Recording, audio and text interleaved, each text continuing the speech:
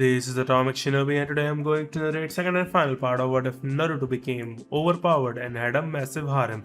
If you enjoyed this video, please like, share and subscribe to this channel. Not wasting no time, let's start the story. Even though Naruto had no idea where she was, practice had made it easier for him to tell people's chakras apart. Fortunately, she was within Naruto's detection range. As he ran out of the Inuzuka compound and scanned the village, he entered the tiny diner per bar where Yugo, Hana, and two other girls Naruto didn't know were enjoying themselves. She was immediately drawn to Naruto when he said, "Hana-chan, your mom gave me this money for your tab," and held it out to her. She said, "Thank you, Naruto-kun," and despite having consumed alcohol, she was far less inebriated than the woman with purple hair who was seated next to Yugo. The purple-haired one said, "Hey guys, how about we see how much he can handle?" One dark-skinned woman said to her friend, "He's underage Anko," with disappointment. Through the mental channel, Kasumi stated, "I believe you should follow the purple-haired one's instructions." "Oh come on, have a little fun Kurenai," the dark-haired woman who had just been identified as Kurenai was told by the purple-haired woman who was now known as Anko. "Why should I?" Naruto inquired, unsure of the entire situation. Kurenai and Anko were still arguing back and forth while the blonde was still talking to Kasumi, but "You're already a Hanyo because I've pumped so much chakra through you, so alcohol has almost no effect on you," Kasumi explained her reasoning. "I'm partially a demon?" Naruto shot back in shock. "Yeah, geez, you're still pretty slow after all these years, just accept it." "Alright," Naruto said. "Anko, for the last time." "Sure," the blonde said, cutting off Kurenai's entreaties to her friend. "What?" was everyone's combined response, with the exception of Anko. "I know that a ninja's life is short, but this is a little early to start drinking," Yugo said. Naruto continued, "I bet I can drink more than all of you combined," after some of them began making disparaging remarks, such as, "You'll be a lightweight on your first time." The women in the group looked shocked for the next hour. As the only person sober enough to understand what was happening, Hana said, "Wow, are you feeling alright? You just drank as much as Guy does when he's trying to show everyone up, and he passes out soon after." After a brief moment of contemplation, Naruto said, "I think I feel something," and then he let out a loud burp. "I guess it was just air," he said, causing Hana and himself to laugh heartily. Hana saw the Ninken snuggling on the blonde's leg at that moment. She questioned, "What's with the pup?" "She's my Ninken. I saved him from a bunch of coyotes, and your mom did some strange procedure where she injected me with this weird chemical." "No way. You actually did it. You're one of the luckiest people I know because only Kakashi and a few others have ever survived that." Hana was speechless. Hana nodded foolishly as she observed how Naruto cautiously tucked his new companion into the roomy pocket of the hoodie he was now wearing before rushing out of the bar. "I guess I was never one to die from getting sick," he said with a sheepish laugh. "I'd better be going. It's almost 6, and I have somewhere to be." The Inuzuka couldn't help but wonder what Naruto would be like as a father. This made her blush a little as she repressed her clan instincts once more. After returning home, Naruto conducted a search for his Anbu stalker. Fortunately, Naruto surmised that his follow had left to report to his commanding officer over the past few years. He has consistently managed to visit his friends in Suna despite being watched. Typically, he created a covert clone and switched roles with it. Naruto gave the dog some leftovers from one of Hiashi's banquets before leaving for Suna, and the dog quickly devoured the food. Naruto remarked, "You must have been hungry," while he watched in wonder. "I was the response, which sounded like a bark, but Naruto somehow understood it. In a half-inquisitive tone, the blonde said, "I can understand you?" The puppy thanked Naruto for the food and said, "Of course, that's what the thing back at the Inuzuka's place did," before the blonde and his pet resumed their conversation. Since it wouldn't be appropriate to name her if she already had a name she liked, Naruto asked, "So what's your name?" She yelled as she paused her meal, "They called me Haruko when I was with my family, before those coyotes killed them and chased me, and that's when I met you. I'm sorry about your family, but you can stay with me if you like." "I already know that, and I am going to stay here. I have nowhere else to go, and being like those Ninken dogs the Inuzuka have would be pretty cool," she said with a smile. "Aren't you one of them already? My mom was a Ninken that got lost and found my dad out in the forest, and I came from them, so I'm only about half fox and half Ninken, but I take more after my mom," Haruko clarified. The blonde reasoned that he shouldn't leave her at his apartment because one of the villagers might break in and harm her, or worse. "Well, if you're willing to work really hard you should be able to keep up with me, but that will be later. Now you're coming with me to see some friends." After putting Haruko in the pocket of his hoodie, Naruto teleported to Suna. In Suna, when Naruto got there, he looked around and saw that Temari wasn't at her house. He then noticed that the academy was using a significant amount of chakra somewhere, and when he looked closely, he saw that it was Temari training with an unidentified kunoichi. Temari was working extremely hard, as evidenced by the amount of sweat covering her body. When he arrived on the scene, it appears that Temari's training-related stress began to subside as soon as she saw Naruto. After they all gathered in a partial circle, Temari said, "Oh Naruto-kun, it's good to see you." Pakura-sensei, this is Naruto. Pakura had a very toned body and was by definition a kunoichi. If a male person were to score it, it would be clear that, depending on personal preferences, she would receive a score between 7 and 10 out of 10. Her breasts were the perfect size to be realistic outside of Japanese anime standards, neither too big nor too small. Her multicolored hair was the most intriguing feature, but her eyes were not orange, though they did have that tint. Her hair was a mix of dark green and orange. The darker shade of green made up the rest of her hair, including a small bun atop her head, while the orange portion consisted of 2 bangs that hung down and framed her face. After saying, "Nice to meet you Pakura," Naruto bowed deeply and respectfully. She remarked rather icily, "I hear a lot about you from Temari," before turning to walk away and saying, "If you hurt my student I won't hesitate to kill you." Before the sandy blonde whispered to him, "She's just like that when you first meet her." Naruto was a little perplexed by the coldness. Naruto asked, "So you think she'll warm up to me?" Despite the fact that things had been improving, he didn't like the way the villagers treated him here as they had in Konoha. Temari muttered, in more than one definition of the word. "Huh?" Temari said, "I'm sure she will. Just be careful what you say around her. She's one of the strongest kunoichi in Suna and is probably more than a match for you," before turning to face the direction of her home. Temari saw that Naruto's hoodie pocket was moving as they were leaving. "Hey, what's in your pocket?" the sandy blonde inquired. It took a moment for Naruto's mind to process the question. "Oh, you mean my Ninken Haruko," he said, pulling her out of his pocket. "I saved her earlier today from a pack of coyotes." She said if it had been anyone else but Naruto, she would have assumed they were merely attempting to win her over, but since the blonde hadn't yet lowered his standards to that degree, she trusted him. "Wow, your life is always so exciting," she responded. She then sighed. "My life is always classes or training, usually both." Naruto's remark, "It's only a matter of time before you become a butt-kicking kunoichi and you'll be off on adventures all the time," seemed to lift her mood. "So what should we do with the rest of the day?" "Well, first we need to head to my house so I can clean up. After that we could go to this festival that's going on tonight," she continued to murmur. "Together.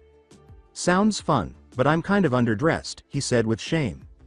After a moment of thoughtfulness, she said, "After I clean up, we'll go shopping."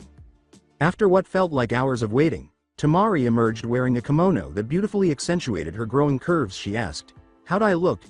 As she spun around once to display the gorgeous black kimono adorned with orange swirls. Temari had never been one to wear such a thing before, but her growing feelings for her blonde counterpart had prompted her to make an effort to win the blonde over. She looked stunning in the kimono.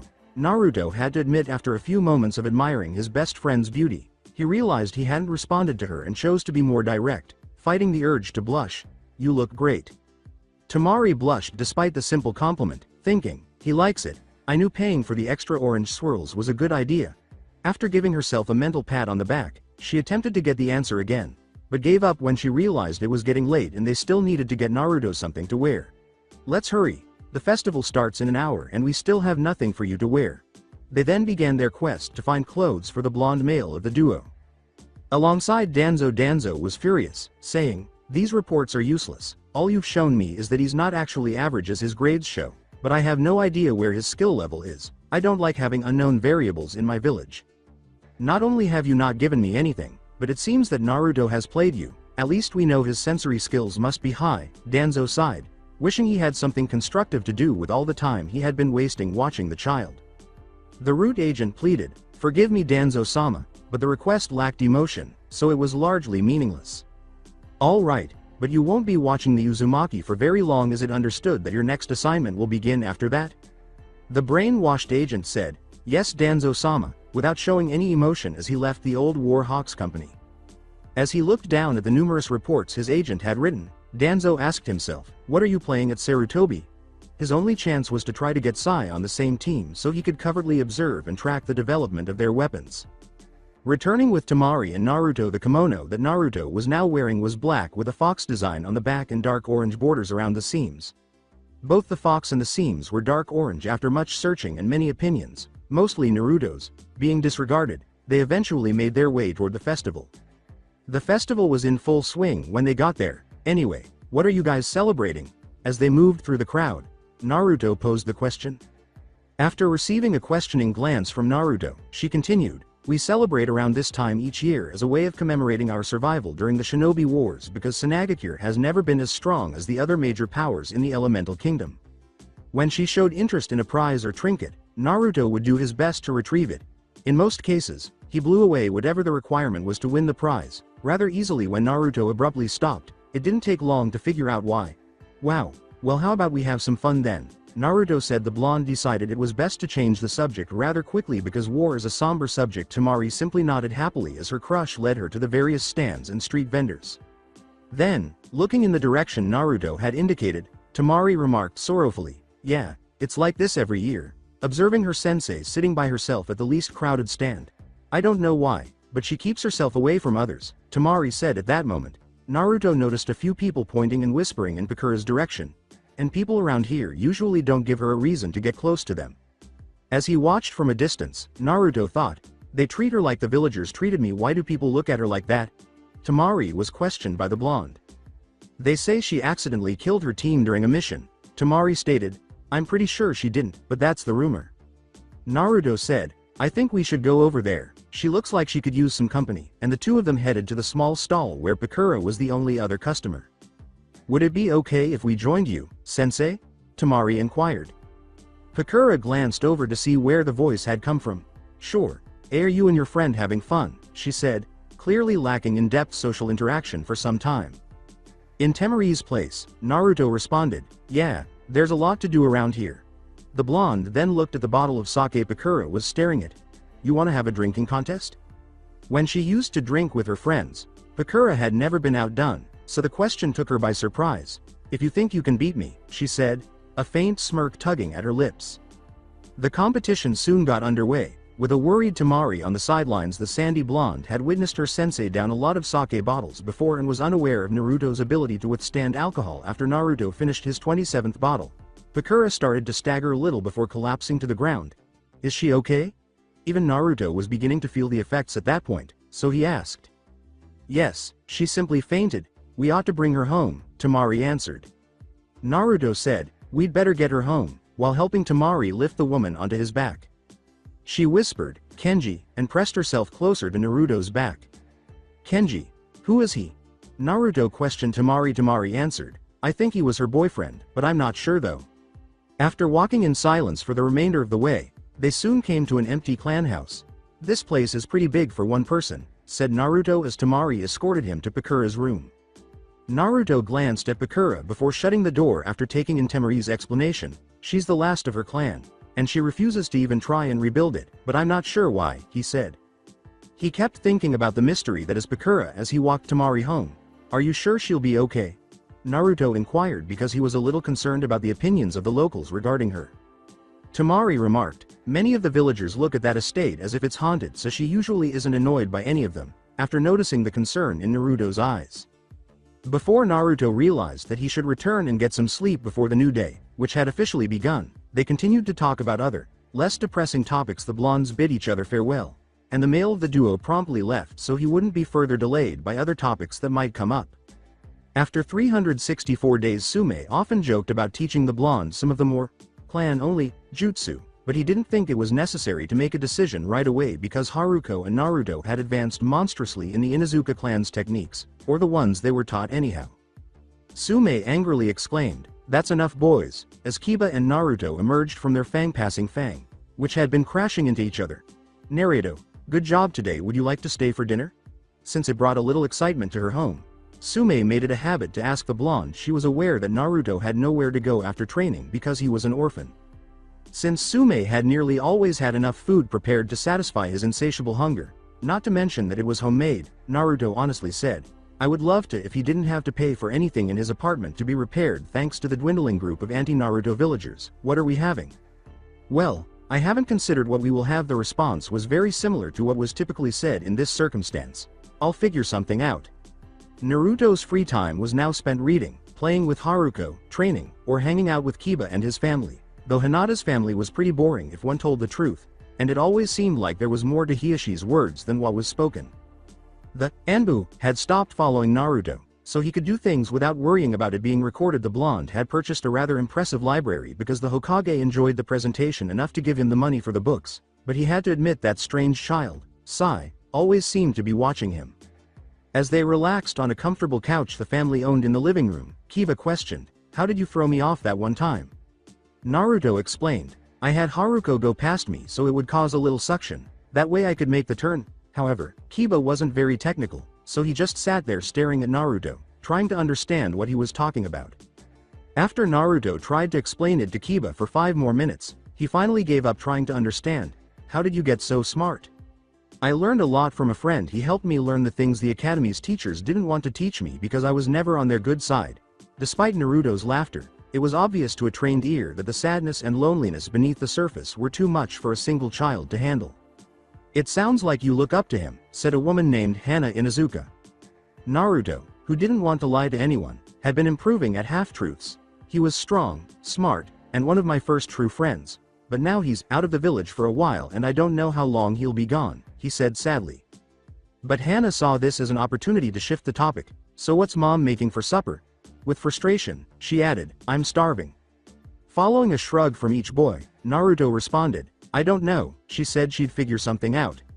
"That's nothing different," Hana said. "How's your Ninken training going?" "Amazing," Kiba said on their behalf. "For some reason Naruto keeps learning the techniques faster than I can though," he added sadly. "I can only train or practice anything that could be helpful for a ninja at my apartment, so don't think of it that way. For example, I can't cultivate a garden while on a mission, but it might help me identify some edible plants in the field," Naruto clarified. Kiba chose to give Naruto a hard time despite his repeated explanations of his reasoning. "You just like smelling your flowers, isn't that right?" Kiba was the target of Naruto's own jab. "At least they smell a lot nicer than you do." Hana began to laugh, and her laughter quickly spread throughout the house, causing everyone to laugh uncontrollably. These are the happiest and saddest times in Naruto's short life. He was happy when he was with people he thought were his friends, and he was sad when he wondered if this was how his family would act if he had one. He couldn't hide this part because he was usually having too much fun to worry about it, but when he returned home to his old, run-down apartment, the sadness hit him hard. The blonde would never cry, but he yearned for someone to be there for him. Family. The only thing he could do to distract himself from that kind of thinking was to train until he was too exhausted to think about it anymore. When Sume said, "Dinner's done," everyone shuffled into the dining room, which was next to the kitchen. Everyone, including Sume, refrained from eating until the Inuzuka matriarch had finished preparing plates for them after they saw a massive pot brimming with fish cakes, daikon, boiled eggs, konnyaku, and kombu seaweed. "This tastes great," Naruto joyfully exclaimed following his initial bite. "You say everything my mom cooks is delicious," Kiba retorted rapidly. "Because it's true," said the blonde. "He's like everything I hoped my husband would be. Too bad he's so young. The only way a relationship between me and him would be possible is if he gained a decade in age or if he was the sole survivor of a clan." "Pffya right," Sume thought as she ate. In reality, she wouldn't have even considered it, but her instincts kept telling her that Naruto was as strong, if not stronger than, her. Additionally, the fact that he saved Haruko made her consider how good of a father he would be. "Why am I even thinking about this? Damn you instincts," she thought bitterly. Naruto remarked, "And that's when I was able to control our spar." "Kiba, you seriously need to learn to control yourself." Itachi had given him a better understanding of human nature. "You tricked me?" Despite knowing the answer, Kiba asked. "Well, of course, being able to manipulate your opponent during a fight allows you to evade falling into their trap, which could end up meaning you and your teammates live to see another day," said Naruto. Hana said, "Naruto's right, you know," casually. Kiba swiftly shot back, "Whatever," before shifting the topic. "So, are you prepared for graduation tomorrow?" The blonde answered, "It shouldn't be too difficult, but you never know what might happen. When I was in the academy, our final test was to fight a Jonin, and they would pass or fail us, one by one, until they got the teams for that year," Hana said. Sume chimed in, saying, "They were pretty easygoing about who passes for a while, but those reforms that the Hokage passed, thanks to Naruto here, may have changed how they're doing it now." "I didn't think of that," Hana said. Kiba laughed and said, "Of course you didn't, retard," before he was flung against the wall. Tsume and Naruto both chuckled because Kiba had it coming. This pup's been beaten black and blue by his sister, and he still doesn't know what not to say around her, Tsume chuckled. Naruto said, I think you hit him a little too hard, and it turned out that the young Inuzuka's face plant into a brick wall had rendered him unconscious. Hana used some of the medical jutsu she was familiar with to ensure there was no irreversible harm after Naruto assisted her in carrying Kiba into his room. After that, everything really calmed down, everyone finished their remaining food, and Naruto departed after saying goodbye briefly. Haruko inquired, Are you feeling alright, from her position on his left shoulder. Naruto said sadly, Yeah, I just wish I had a family sometimes. Haruko said, I know just what you mean, as she wished her family were still living. As they strode home, Naruto made a self-promise to buy Haruko some nice food the next time he was out, finding solace in the knowledge that he wasn't entirely alone. When Naruto first arrived at his rundown apartment, he noticed that his table had stacks of books on a variety of topics, all of which somehow had to do with ninjas. His kitchen was outdated, but it was clean, he noted as he checked to see if Haruko's food and water bowls needed to be refilled. Luckily, they did not, so Naruto got ready for sleep and soon found himself in that state with Haruko nestled against his right side. The following day Naruto had risen earlier than normal to make special preparations for today. In fact, he and Haruko are currently hurrying through their breakfast. Do you believe I ought to win Rookie of the Year?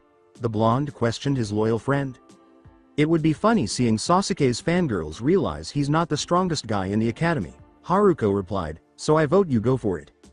After his final bite, Naruto said, if you say so. He then packed the things he would need for the tests and, since he had plenty of time, walked casually to the academy. Wondering what would happen after his entire reformation of the academy class's movement. It wasn't that he didn't like the change or the added difficulty, but it left variables unknown. Naruto, he called out to Hinata, his longtime female friend. Good morning, Hinata, Naruto said joyfully as she arrived at his door. Hinata responded with a brief, good morning, but her thoughts weren't really focused on it. I should make my move, Hinata thought before mentally berating herself, but what if he doesn't feel the same way? Things would be awkward for a long time, and we might not be able to hang out like we used to. The thoughts continued to battle each other based on the choice at hand. Are you prepared to graduate, then? Naruto inquired. In the end, Hinata decided to put her thoughts aside for the time being and enjoy her time with the blonde as usual. I'm not sure. I remember them saying that these tests will be harder than what the civilians were willing to put forward. Hinata was half happy and half sad that he had changed the topic in her mind. Even if she wanted to, she couldn't hope to turn the discussion into something about feelings. However, it probably was going to happen today as well. She knew her father approved of the young Uzumaki. According to father's account of the most recent meeting, they have been quite irate. Itachi never liked war and had taught Naruto to try to avoid pointless bloodshed if it could be avoided. I'm not surprised. It sucks that it will be almost impossible for some kids to pass, but it will be better to have a few fail than many die, Naruto said solemnly. After a brief chuckle, Hinata remarked, you always seem like you're getting closer to fulfilling your dream. All right, we're going to turn into ninjas. With a cunning expression on his face, he said, while we're talking about having fun, would you like me to tell you about my graduation prank that I have planned? We can still have fun, but it wouldn't be good if we're not serious sometimes. Hinata nodded, listened intently, and occasionally gasped at Naruto's thoughts. Only half of the students were present in class by the time they arrived, at least for the time being. Naruto began, I wonder where everyone, but stopped when he heard yelling coming from the corridor. Pig, get out of my way. Sakura, who had pink hair, yelled at Yamanaka, who had blonde hair. Forehead, get out of mine.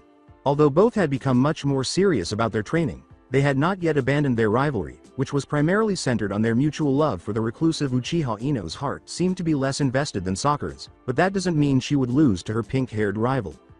They both fell to the ground as a result of their inaction, but Sakura got up first and swiftly occupied Sasuke's seat. As Ino prepared to push herself to her feet, she asked herself, why'd I keep doing this? Are you alright? When she turned to match the voice to a face, it was none other than Naruto. The boy who had caused her to doubt her fangirlism towards Sasuke. He stood there grinning sympathetically and extended an arm, which she accepted. She hurriedly added, yay, thank you, before scurrying to find a seat away from the blonde so he wouldn't notice her rather obvious blush. Naruto just shrugged and strolled back to Hinata's seat. Hinata's female intuition caused her to become more curious about any and all female friends her crush had. I wonder why she ran off like that, she thought to herself before concluding that perhaps there was nothing to it. Shikamaru and his friend Choji were the last to arrive, which was to be expected, aside from the career day when his mother had dragged him and his father to the academy much earlier than anyone in the class had ever seen him. Students trickled into the classroom and finally took their seats after babbling about this and that. "I see you're all here," Iruka said, letting fall a massive pile of papers he had been carrying on his desk. "We'll start with the written exam. While it doesn't count as much as the more physical tests, it will help us place you in your squads and may result in you being accepted into the shinobi program even if you aren't a fighter." Iruka explained how to answer the questions and how to properly fill in the blank on multiple choice questions. Ultimately, Naruto and Shikamaru were fading in and out of consciousness while the rest of the class struggled. At first glance, Naruto was almost content with his old sensei's harsh study methods. Sure, he didn't have all the answers, but he could manage a B or possibly higher. Before starting her test, Hinata gave the blonde a quick glance because he was giggling and had a tiny smile on his face. Apart from that, Kiba and a few civilians were perspiring heavily while they reviewed their tests. In fact, if you listened closely enough, you could almost hear the metaphorical hamster exhaling. After an hour, as he and a few volunteers started to gather up the tests, Iruka declared, "Okay everyone, time's up."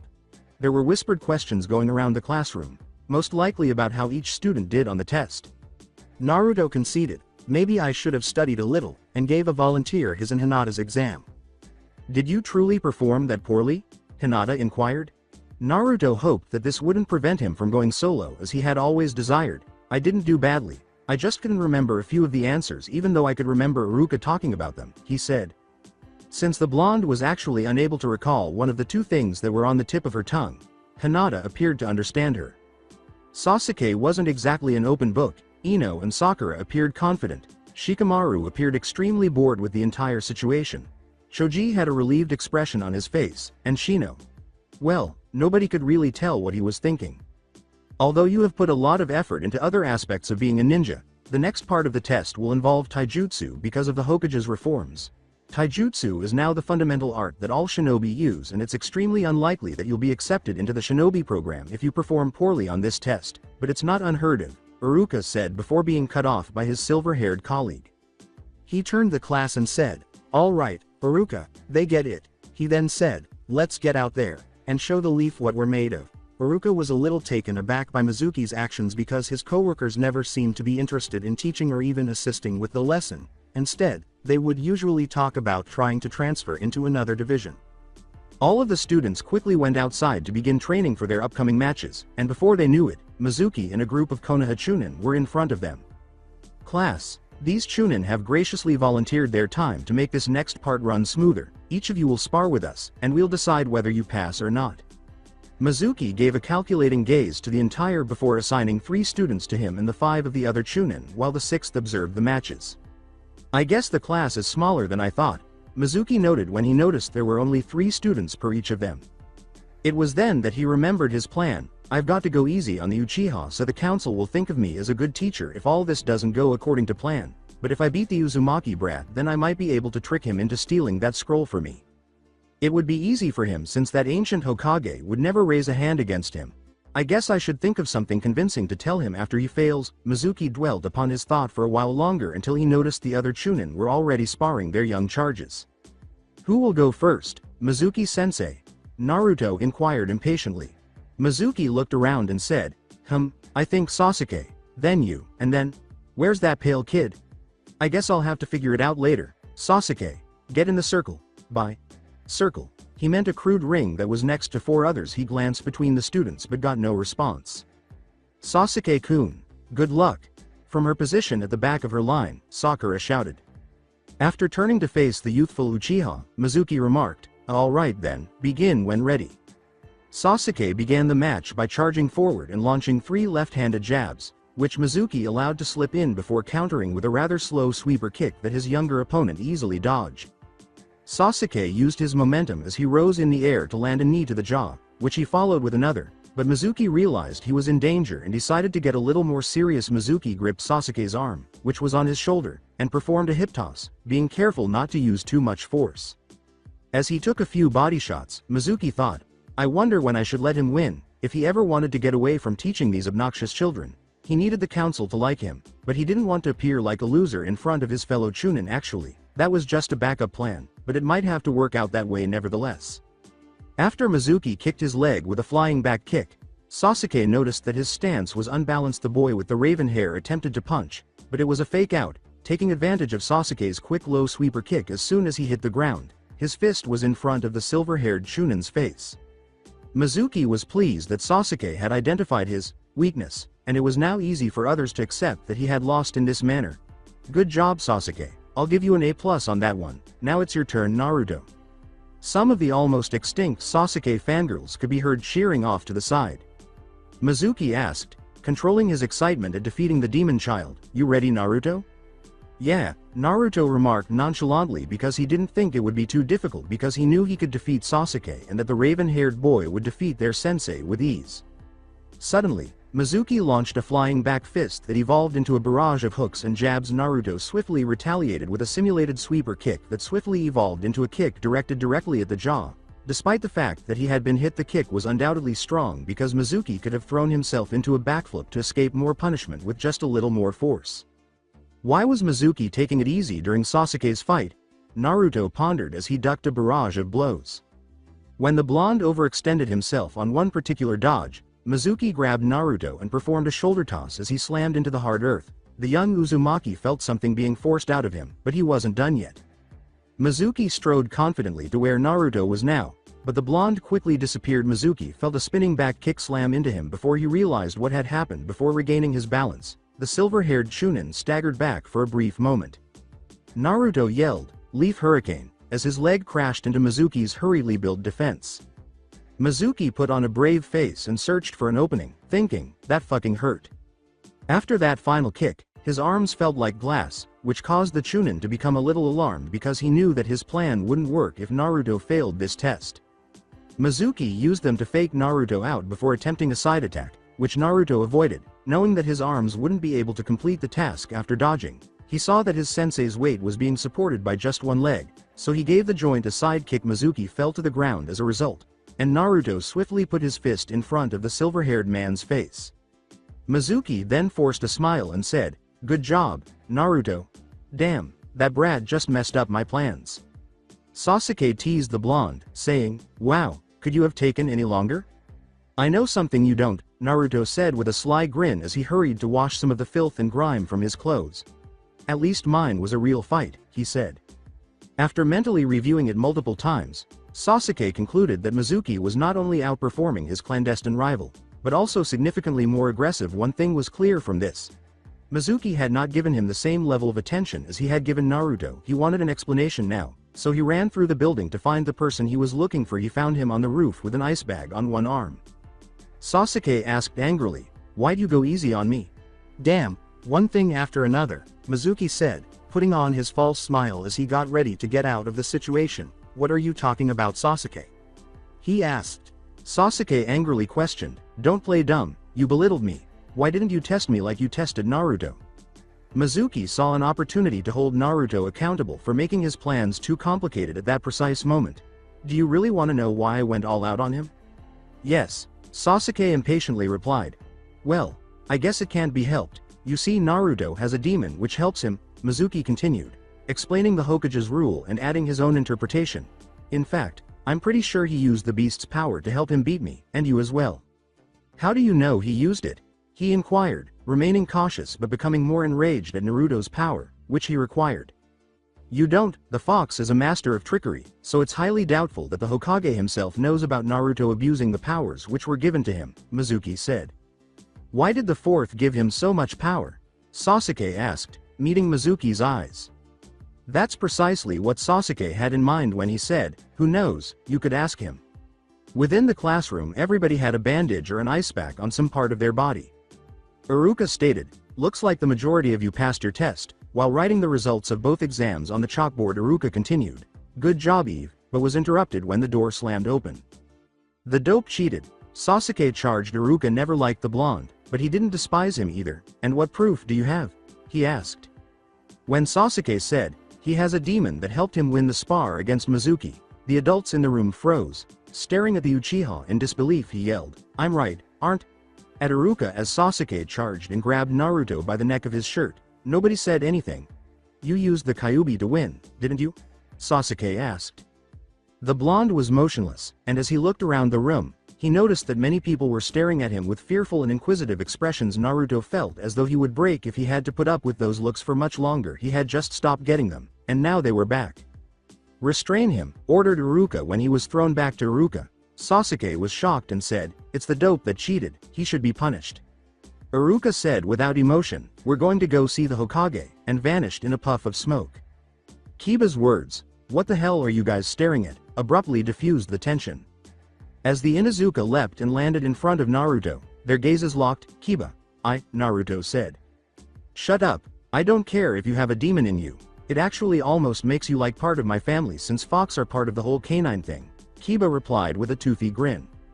When Hinata said, Naruto-kun," the blonde instantly turned 180 degrees, saying, "I always known," which made Naruto's eyes enlarge with surprise. "How?" Naruto gasped. "My father told me the day he asked you to look out for me," she timidly remarked.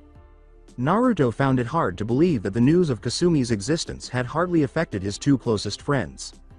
"That demon killed my uncle," one child said. Many of the civilian children started accusing Naruto of killing their family members, so the calm in the midst of the storm was short-lived. Clans were used to losing members, but civilians never handled it nearly as well because they lost everything when they lost someone, whereas clans would receive compensation if their compound was damaged.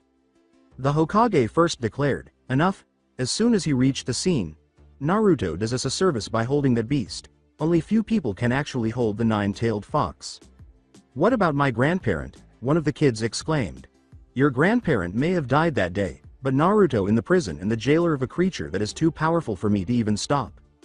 If you were to kill him right now, one of two things might happen.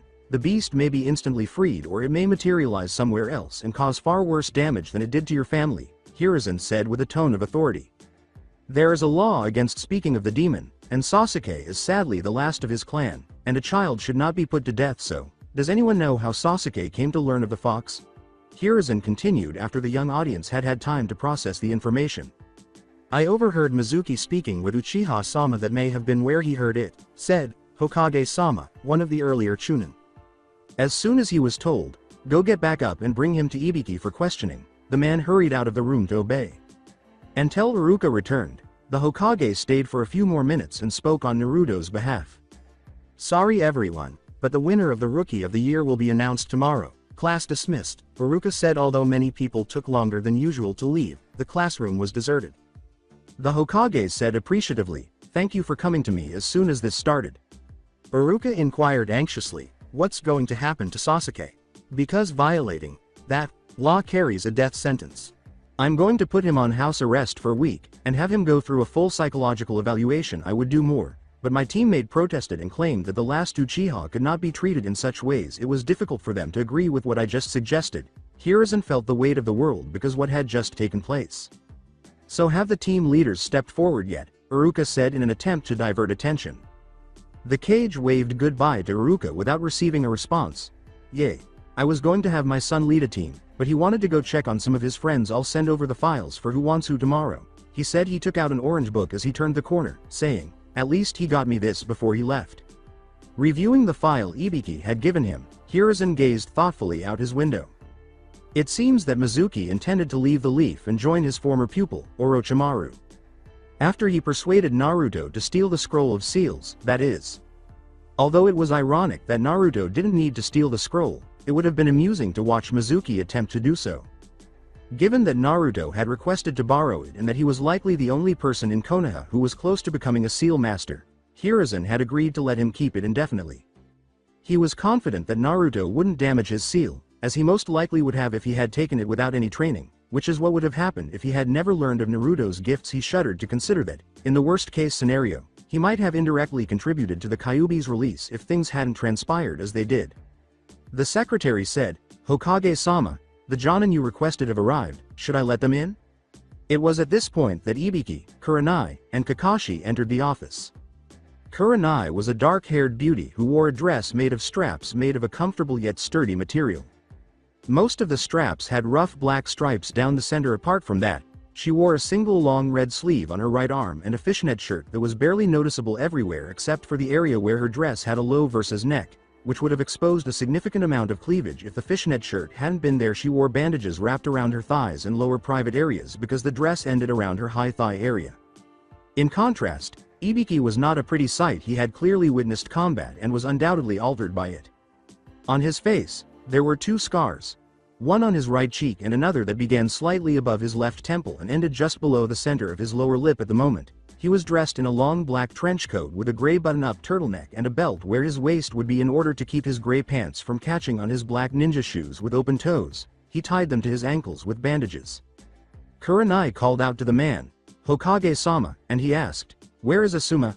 I heard he was going to be taking on some genin this year." He was, until he went and said he was going to see the world before he gets tied down. That was about a week ago, so I've been trying to come up with an idea for a third Jonin sensei, and that's why Ibiki-san is here. Hiruzen replied to all the inquiries. "Are you sure it's wise to put genin under Ibiki? He'll probably trash their minds with the first test," replied Kakashi. Kurenai concurred, saying, "Kakashi's right, and why would you pick Ibiki anyway?" "Because I have formed a plan that'll increase efficiency, especially if the new teams work out well enough," Hiruzen replied. Kakashi and Kurenai both simultaneously questioned, "What new teams?" "I'm reorganizing them to be more effective. The requests you both have submitted have indeed worked in the past, but I'm worried that if they were to run into enemy shinobi during a mission, the enemy would already have countermeasures in place to deal with the teams we've always done. So I'm going to have the genin placed differently than you requested. If my plan is not effective, then we can return to the tried and true way of doing things," Hiruzen said. "I suppose that's acceptable, but what about Ibiki-san's position? Has he even agreed to this?" replied Kurenai. "Hokage-sama notified me a few days ago since I was speaking to him about one of my interrogations. Enko will take over my responsibilities while I train or go on missions with the genin," Ibiki responded. When Kakashi realized he wouldn't be receiving the team he had planned on, he finally asked in a slightly agitated tone, "So, who am I getting?" After turning a few pages, Hiruzen declared, "Your Team 7 will consist of Shikamaru Nara, Sasuke Uchiha, and Sai. Ibiki, you will be in charge of Hinata, Shino, and Ino." This upset the Kurenai a little because she had wanted Hinata on her team above all else.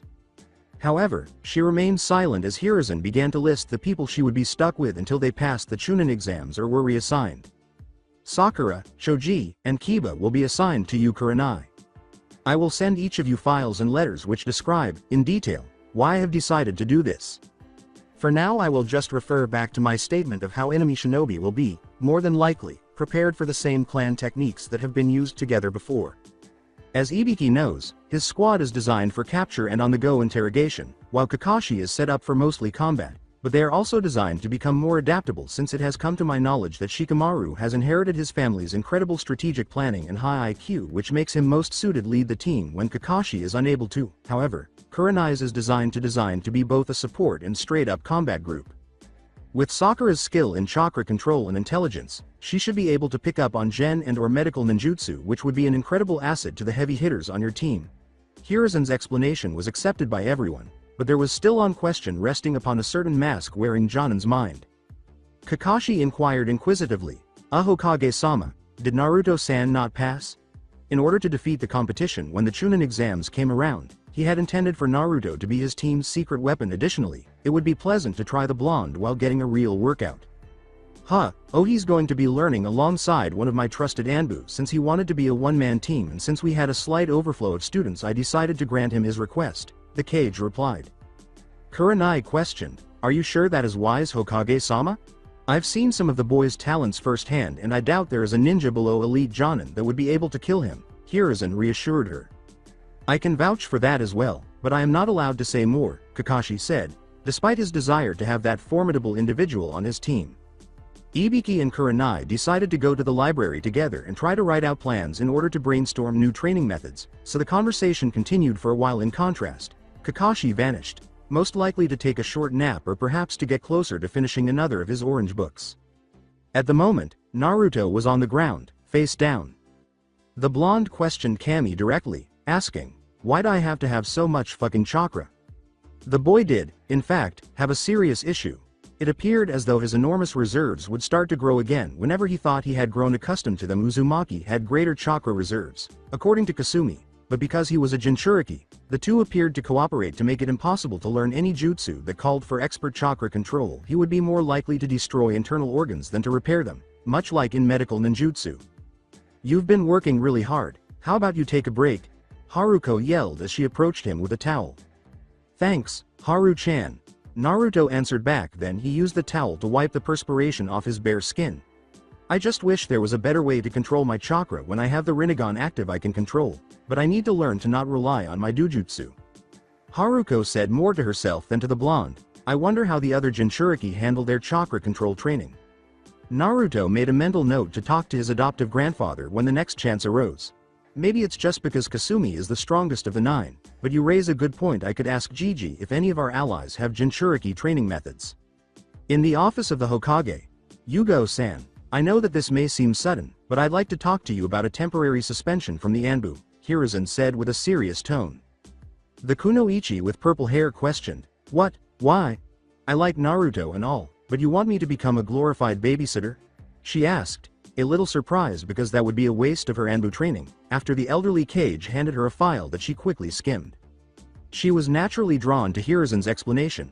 "I understand your surprise, but let me explain why I chose you. You see, Naruto isn't in need of that much as far as personal training, but he lacks in 2 departments, Kenjutsu." She asked, "How long would I be his Jonin-sensei?" "I'd estimate you would be done with this assignment within 6 months, since I'm sure that Naruto could achieve Chunin if he was tested right now. The only problem is that I need to find some temporary genin or some kind of loophole to get past the rules about having a full team, but if you accept I'll be sure to do my part and try and find you 2 more genin. Do we have a deal?" He raised his hand. She shook the man's hand firmly and asked sarcastically, "Do I have a choice?" "Arrive at the academy next Monday at 1 to pick up Naruto. You can test him or take my word for it," he said casually. After that, the recently hired Jonin sensei left the office to learn more about teaching genin. However, she was unsure of how to approach the whole sensei thing because she knew the old man wouldn't lie to her, and the fact that her student was already quite skilled in the shinobi arts made her wonder what she should teach him in the end. She made the decision to simply test him in a match to determine his true level of skill, given that it is currently Wednesday and she has roughly 4 full days to study some of the most recent training methods. At least she still had time. In the meantime, Naruto made the decision to give himself one of his favorite treats, ramen. "You guessed it. I swear I would have to close down my shop if you cut ramen out of your diet," Tucci jokingly remarked. Naruto bravely retorted, "I would never let that happen," which made Tucci and Ayame laugh heartily. "That's good to know we have such a motivated shinobi among our supporters," Ayame remarked, setting another bowl in front of the blonde. The only other customer, who appeared to know the boy, gave Naruto a funny look when he vacuumed up the bowl. Naruto said, "Hey, do I know you?" "You would if you wouldn't sleep all day," a man named Iruka said in an agitated tone. "Ah, I knew I'd seen you before," the blonde remarked to himself. "So when are we going to be assigned to our teams?" Naruto asked his Gigi for permission to form a one-man team, but he didn't think he would follow through. "This coming Monday." "Hey Naruto, I was looking at your scores and they seemed significantly better than before. Were you holding back all year?" Iruka speculated. Naruto remarked, "Dang, I thought I was doing good keeping my talents a secret, but yay, you hit the nail on the head, sensei," since it only suggested that he might be a talented genin. Iruka asked, "Why you make yourself look bad?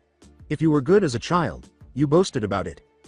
"Because I would prefer files that are kept on my abilities to be inaccurate in case spies or enemy nin get their hands on them," Naruto said. Iruka grinned and said, "Well, now I'm going to have to name you Rookie of the Year." Iruka appeared shocked that a teenager would make such long-term plans. "Give it to Sasuke, he enjoys the spotlight," Naruto remarked casually. "Are you sure you don't want a bunch of squealing fangirls following you around?" replied Iruka. "I know some guys would kill for a chance to be in Sasuke's place, but I'm not one of them. I would prefer being loved for being me and not for my fame or some title I hold," Naruto said in a philosophical voice. They all kept chatting until it was time to part ways, but before Iruka left, he warned Naruto that if he didn't show up for class by Monday at 8, he would be flunked and sent back through the academy. Time skipped to Monday because he overslept. Naruto is currently running through the door. He grimaced and teleported directly to the classroom door, saying, "Dang it, I'm late. How will I ever get there in?" He asked himself, "Why the hell do I keep forgetting I can do that?" "Because you're an oblivious person," Haru growled. "How'd you get here? I almost thought I had forgotten you," said Naruto. She answered, "I caught hold of you before you departed." After their brief conversation, Naruto grabbed the door's handle and opened it with ease. Everyone arrived quickly today, and a surprising number of students avoided giving him terrified looks. The clan heirs were particularly aware of this since it was considered honorable, at least within the clans, to sacrifice one's life for a greater good. "Hey Naruto," Kiba said, pointing to a seat on his right. Our blonde protagonist quickly took that seat, and she did so without any delay. "All right, now I'd like to congratulate everyone." The speech seemed to go on forever. Team assignments, the part everyone had been looking forward to, finally arrived. Shikamaru Nara, Sasuke Uchiha, and Sai. You will be under Kakashi Hitaki in Team 7. Team 8 will consist of Sakura, Choji, and Kiba will be under the guidance of Kurenai. Team 9 is still in rotation, so Team 10 will have Hinata, Shino, and Ino under Morino Ibiki. Iruka continued for a while longer until he said a word that shocked everyone.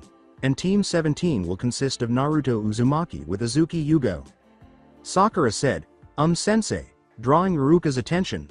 Why was Naruto on a one-man team? Naruto responded, because I asked, to avoid confronting the teacher. Nara asked with a hint of amusement, why would you ask to be put on a team by yourself? It was quite difficult for him to keep his skills a secret. Naruto said, I'm planning on being a hunter nin later on, which was a lie. Now that some confusion is cleared up, it's time for lunch. Just be back by 12 so we can get everything smoothed out before your Jonin sensei arrives, Iruka says. They all left the academy, with the exception of young Uchiha, who was now being examined mentally by one of Hiruzen's more reliable shinobi. The blonde heard Hinata say, Naruto-kun, and turned to face her. Would you like to go get some ramen? The boy's expression brightened a little at this point. Nothing could match the impact that ramen had on him. The blonde seemed to think it was his favorite food of all time, despite the fact that it was so inexpensive. Sweeping the girl into a bridal position, Naruto exclaimed, we must hurry, for the ramen, before running across the village. Hinata was amazed by the contact she had with her crush. During this time she had to fight the urge to trace some of the chiseled features in his well-trained abs because his muscles were so strong. She asked herself, why couldn't she just tell him how she felt? Perhaps if we go on a mission together, I'll get a chance. She thought Hinata was eager for her first joint mission with Naruto, picturing one of those romantic films where the damsel is saved and they fall in love. To her chagrin, Naruto then set Hinata down and sat up by the counter. Ah, our best customer, so what will you be having today? Replied Tucci. The blonde said, start me off with a miso, as he placed his order for the first of several bowls that he would eat as soon as they came within reach. I'll have a chicken. Hinata sighed when Ayame noticed that the young Hyuga heiress was distressed. She assumed it had something to do with the unaware blonde and followed her to the other side of the stall. She said, you look a little down, to begin their conversation. I'm fine, but thanks for worrying, Hinata answered. Ayame said, well, just tell me if you want to talk about your crush. She questioned, how did you know if it was about him? You're pretty easy to read, at least when it comes to Naruto. Listen, I understand you're hesitant about telling him about your feelings, but he's a great catch, so be careful that planning out everything doesn't leave him single for too long. Honestly, if it didn't make me look like a cradle robber, I'd go after him too, she said while listening to him speak to her dad. When Hinata realized how Ayame felt about the boy, her eyes widened a little. Hinata inquired, how long have you felt that way about him? He's been like my brother for the longest time, but it's just recently that I've thought of him like a man. But the only way it would be acceptable for me to be in a relationship with him would be if he was the last member of a clan or something, and the chances of that are pretty low since he's an orphan. Ayame saddened with an optimistic tone. She continued, perhaps one day I'll find a guy who's as strong, humorous, and kind as him. After that, Tucci gave Ayame the ramen Hinata had ordered, which was delivered to the girl shortly after. Hinata thought of another question to ask while she slowly consumed her ramen. What if the relationship doesn't work out and it destroys our friendship? It's a choice you'll have to live with, but is it better ask and be shot down or to spend your life wondering and regretting what would have been? Ayame inquired. It was really a question that each person had to answer for themselves. After giving it some thought, Hinata was interrupted by Naruto before she could respond. Naruto said, Hinata, it's almost 12, we'd better get going, as he approached her seat. Hinata said, okay Naruto, thanks for the talk Ayame, as she settled into her meal. As they hurried to the academy, the blonde picked her up once more. The young Hyuga heiress had been forced to consider her situation and the potential consequences of the future after Ayame's question. She could, on the one hand, just come out and say it, but if he shot her down, it would make working together awkward. However, she would be the happiest girl on the planet if he acknowledged her feelings. When she was positioned on the ground once more, directly in front of the Ninja Academy doors, she emerged from her reverie.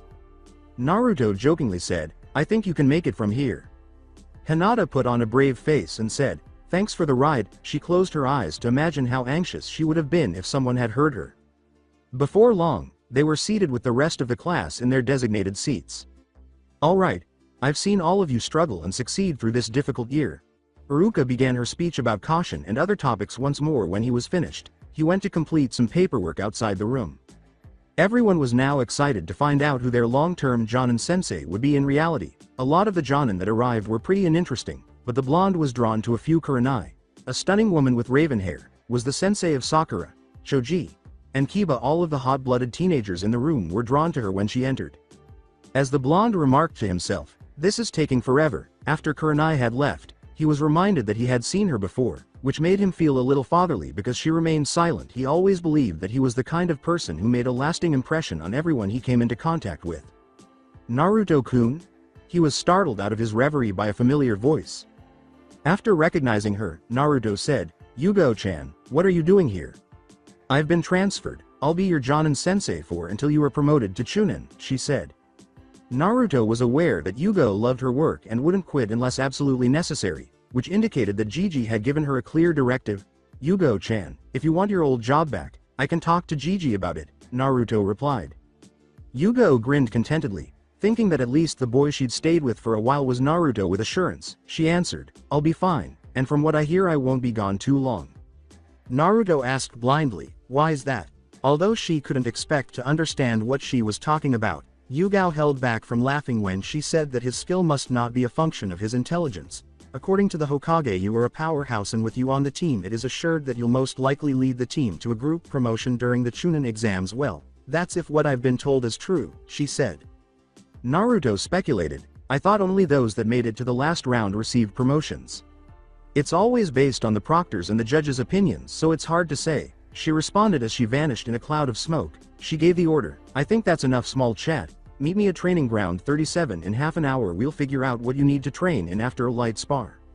That spar, she didn't know, would be anything but light. At the training ground, 45 minutes later. As Yugo sliced an approaching fireball, she infused her katana with chakra. She cut another fireball in half, her breath coming in labored pants. With Naruto's enormous chakra reserves powering jutsu after jutsu, the battle was essentially one-sided. Naruto once suffered a cut on his cheek during a brief kenjutsu battle, but the wound has since healed. It went on for a minute or two more, and then the blonde disappeared and started hitting her with jutsu once more. Yugo's long training in kenjutsu had allowed her to defend against the jutsu she didn't have time to dodge. Naruto decided it would be best to demonstrate his kenjutsu skills at this point, since he was sick of their spar being one-sided. Although Naruto wouldn't casually refer to fighting a Jonin-level kunoichi as a display, he was fairly certain that this would be the best course of action for him at the moment because she would only scratch him. First, he delivered a vertical, over-the-head blow with his ninjutsu.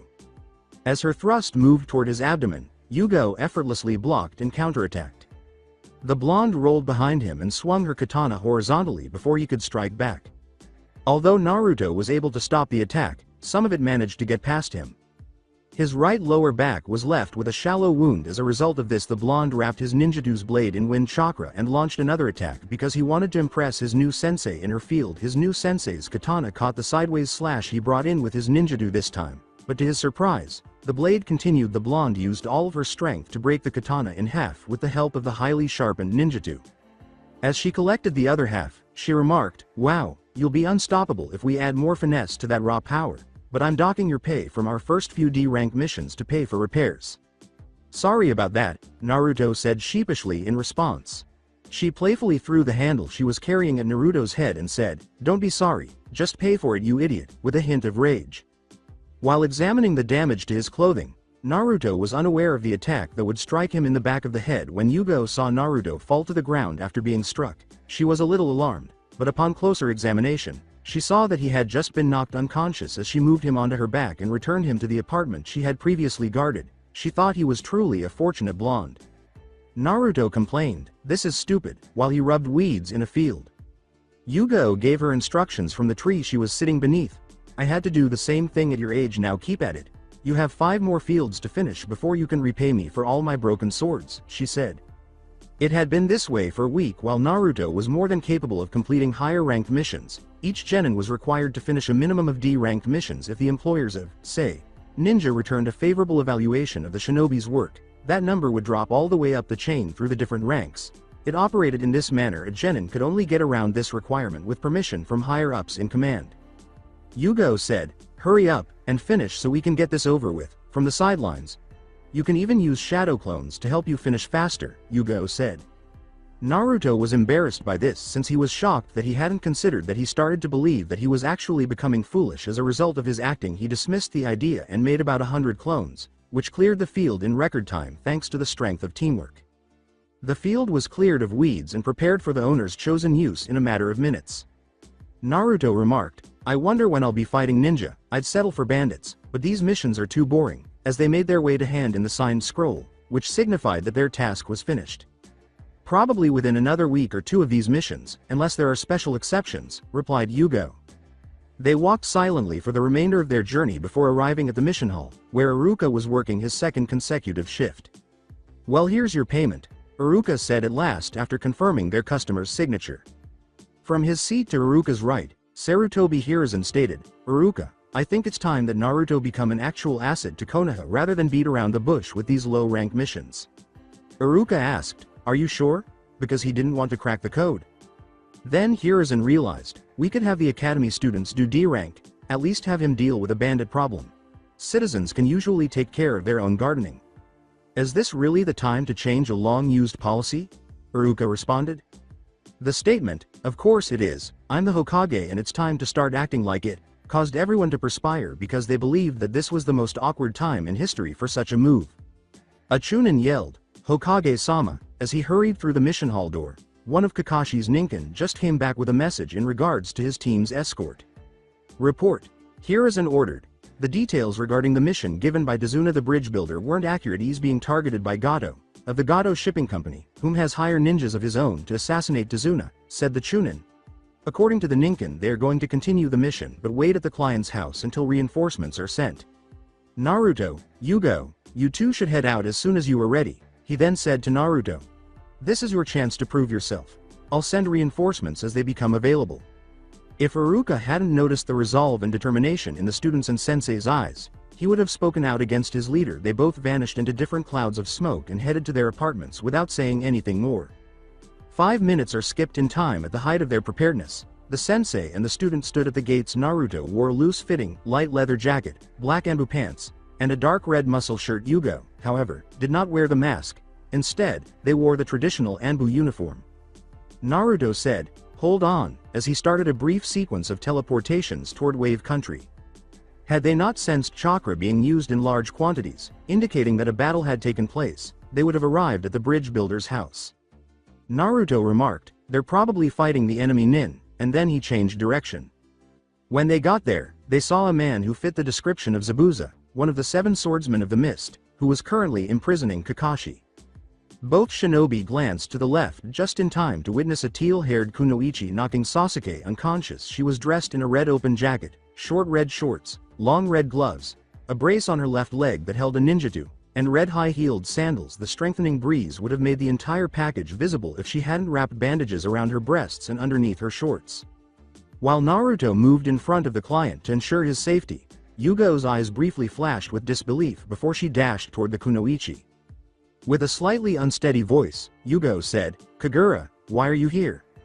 Kagura teased, "What, are you not glad to see me?" Even though Kagura had left the Leaf Village years prior, Yugo knew that she had morals, so she asked angrily, "Why are you working for Gato?" "Well, my partner made a business arrangement and it's within his best interest if the bridge isn't built, and besides, why do you care? It's not like you believed in that failing village any more than I did," she replied. "That doesn't give you the right to ruin the lives of a whole country of people. What would Ressa say if she was still here?" asked Yugo. Kagura responded, "You have no right to bring her into this," as her hand got closer to the ninjutsu sheathed on her right ankle. "And you're better than this." Yugo shot back, pulling her own ninjutsu from its sheath. She commanded, "Naruto, you free Kakashi, I'll take care of this," as he lunged forward. Before rushing to the location where Kakashi was being held captive, Naruto glanced back in time to witness the collision of their blades. After drawing his own ninjutsu, Naruto charged Zabuza, but a water clone stopped him. A genin has no chance of beating a swordsman of the mist, Zabuza's clone declared, holding his enormous cleaver-like sword in one hand. Naruto used a teleport to put the blonde into the guard of the missing nin, allowing him to avoid the clone's sweeping motion without hesitation. Naruto submerged his ninjutsu into the close's abdomen, allowing the water that powered the jutsu to return to its natural state. When Zabuza realized that the water prison jutsu he had given Kakashi actually limited his options because he had to maintain the jutsu directly, he mentally cursed himself. "Seems like you have some skills," he said. Because of Itachi's training, Naruto was able to maintain eye contact throughout his preparation for a more powerful jutsu, even flashing through a series of hand signals. Naruto yelled, "Fire release! Fire Dragon Flame Bullet!" as he released a huge fireball in the shape of a dragon. After breaking the jutsu, Zabuza quickly realized that the genin was also controlling the fire, causing it to follow him everywhere.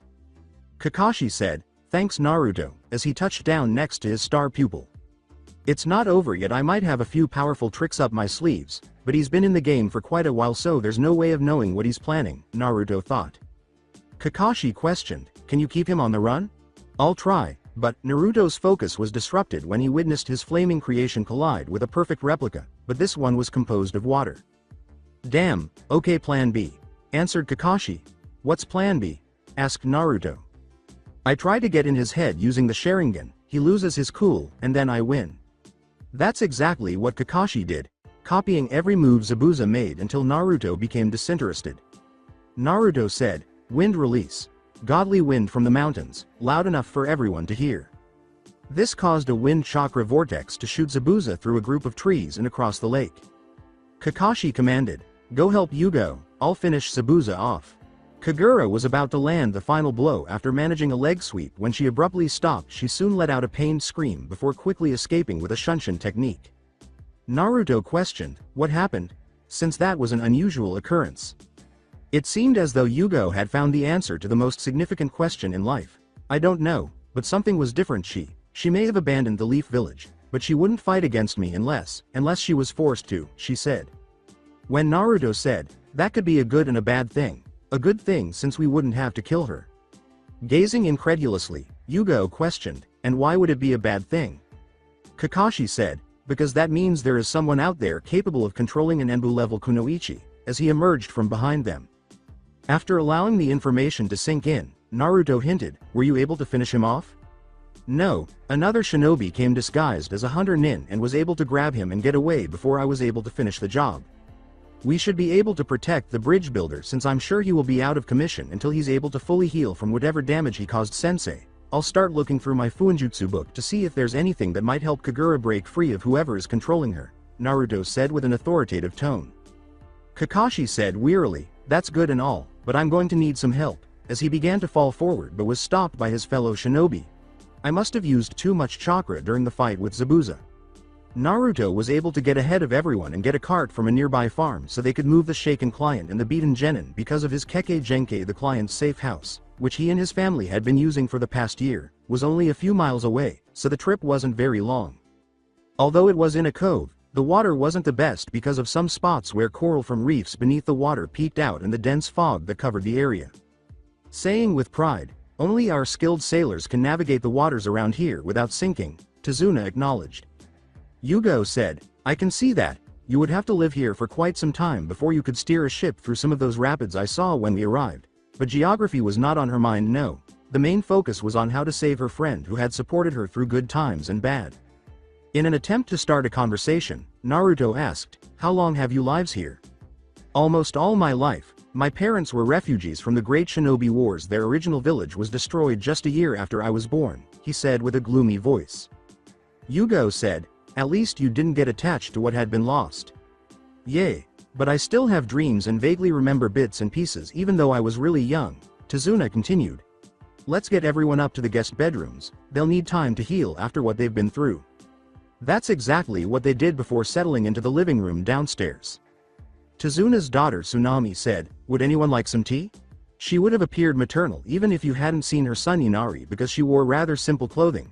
Her long, black hair with long bangs framing her face and her slim but shapely figure were the only things that made her attractive. As soon as possible, Tazuna, Naruto, and Yugo began to devise strategies for effectively safeguarding the client while they were required to work outside on the bridge. In the forest, several miles from the scene of the altercation. As he kicked Kagura's kneeling form, a big man with dark orange combed back hair yelled, "What do you mean they got away?"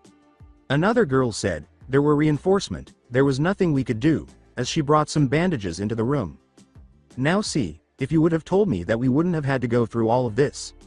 You could tell this man wasn't your typical thug as soon as he entered the light. One notable characteristic was his left arm, which was eventually replaced with a synthetic one. As evidenced by the steel band that separated the synthetic from the real flesh, he had a casual yet commanding appearance thanks to his black combat boots, baggy black pants, and sleeveless zip-up shirt. Zabuza watched the man make his way to the door and asked, "Where are you going, Bando?" Before slamming the door, he explained, "I'm going to go get a raise first, and then I'm getting more firepower so we can blast those Konoha-nin into orbit." Returning to the Konoha-nin as they awoke, Sai, Shikamaru, and Sasuke all moaned in different ways. Yugo said, "I see you all had a good beauty sleep," as she casually entered the room. When Sasuke asked, "Who are you?" Yugo spoke with a hint of arrogance, "Yugo, I'm a temporary Jonin sensei, and me and my student saved you all and stopped this mission from becoming a failure." Quite casually, Shikamaru said, "Don't you mean students?" Her response was, "I only have one." The group was taken aback by this and wondered who this student was who had a Jonin sensei's undivided attention. "Hi guys," a voice from the window of the room said. "Uzumaki?" asked the young Nara. "The one and only, well at least to my knowledge," Naruto said, clinging to the wall outside the window.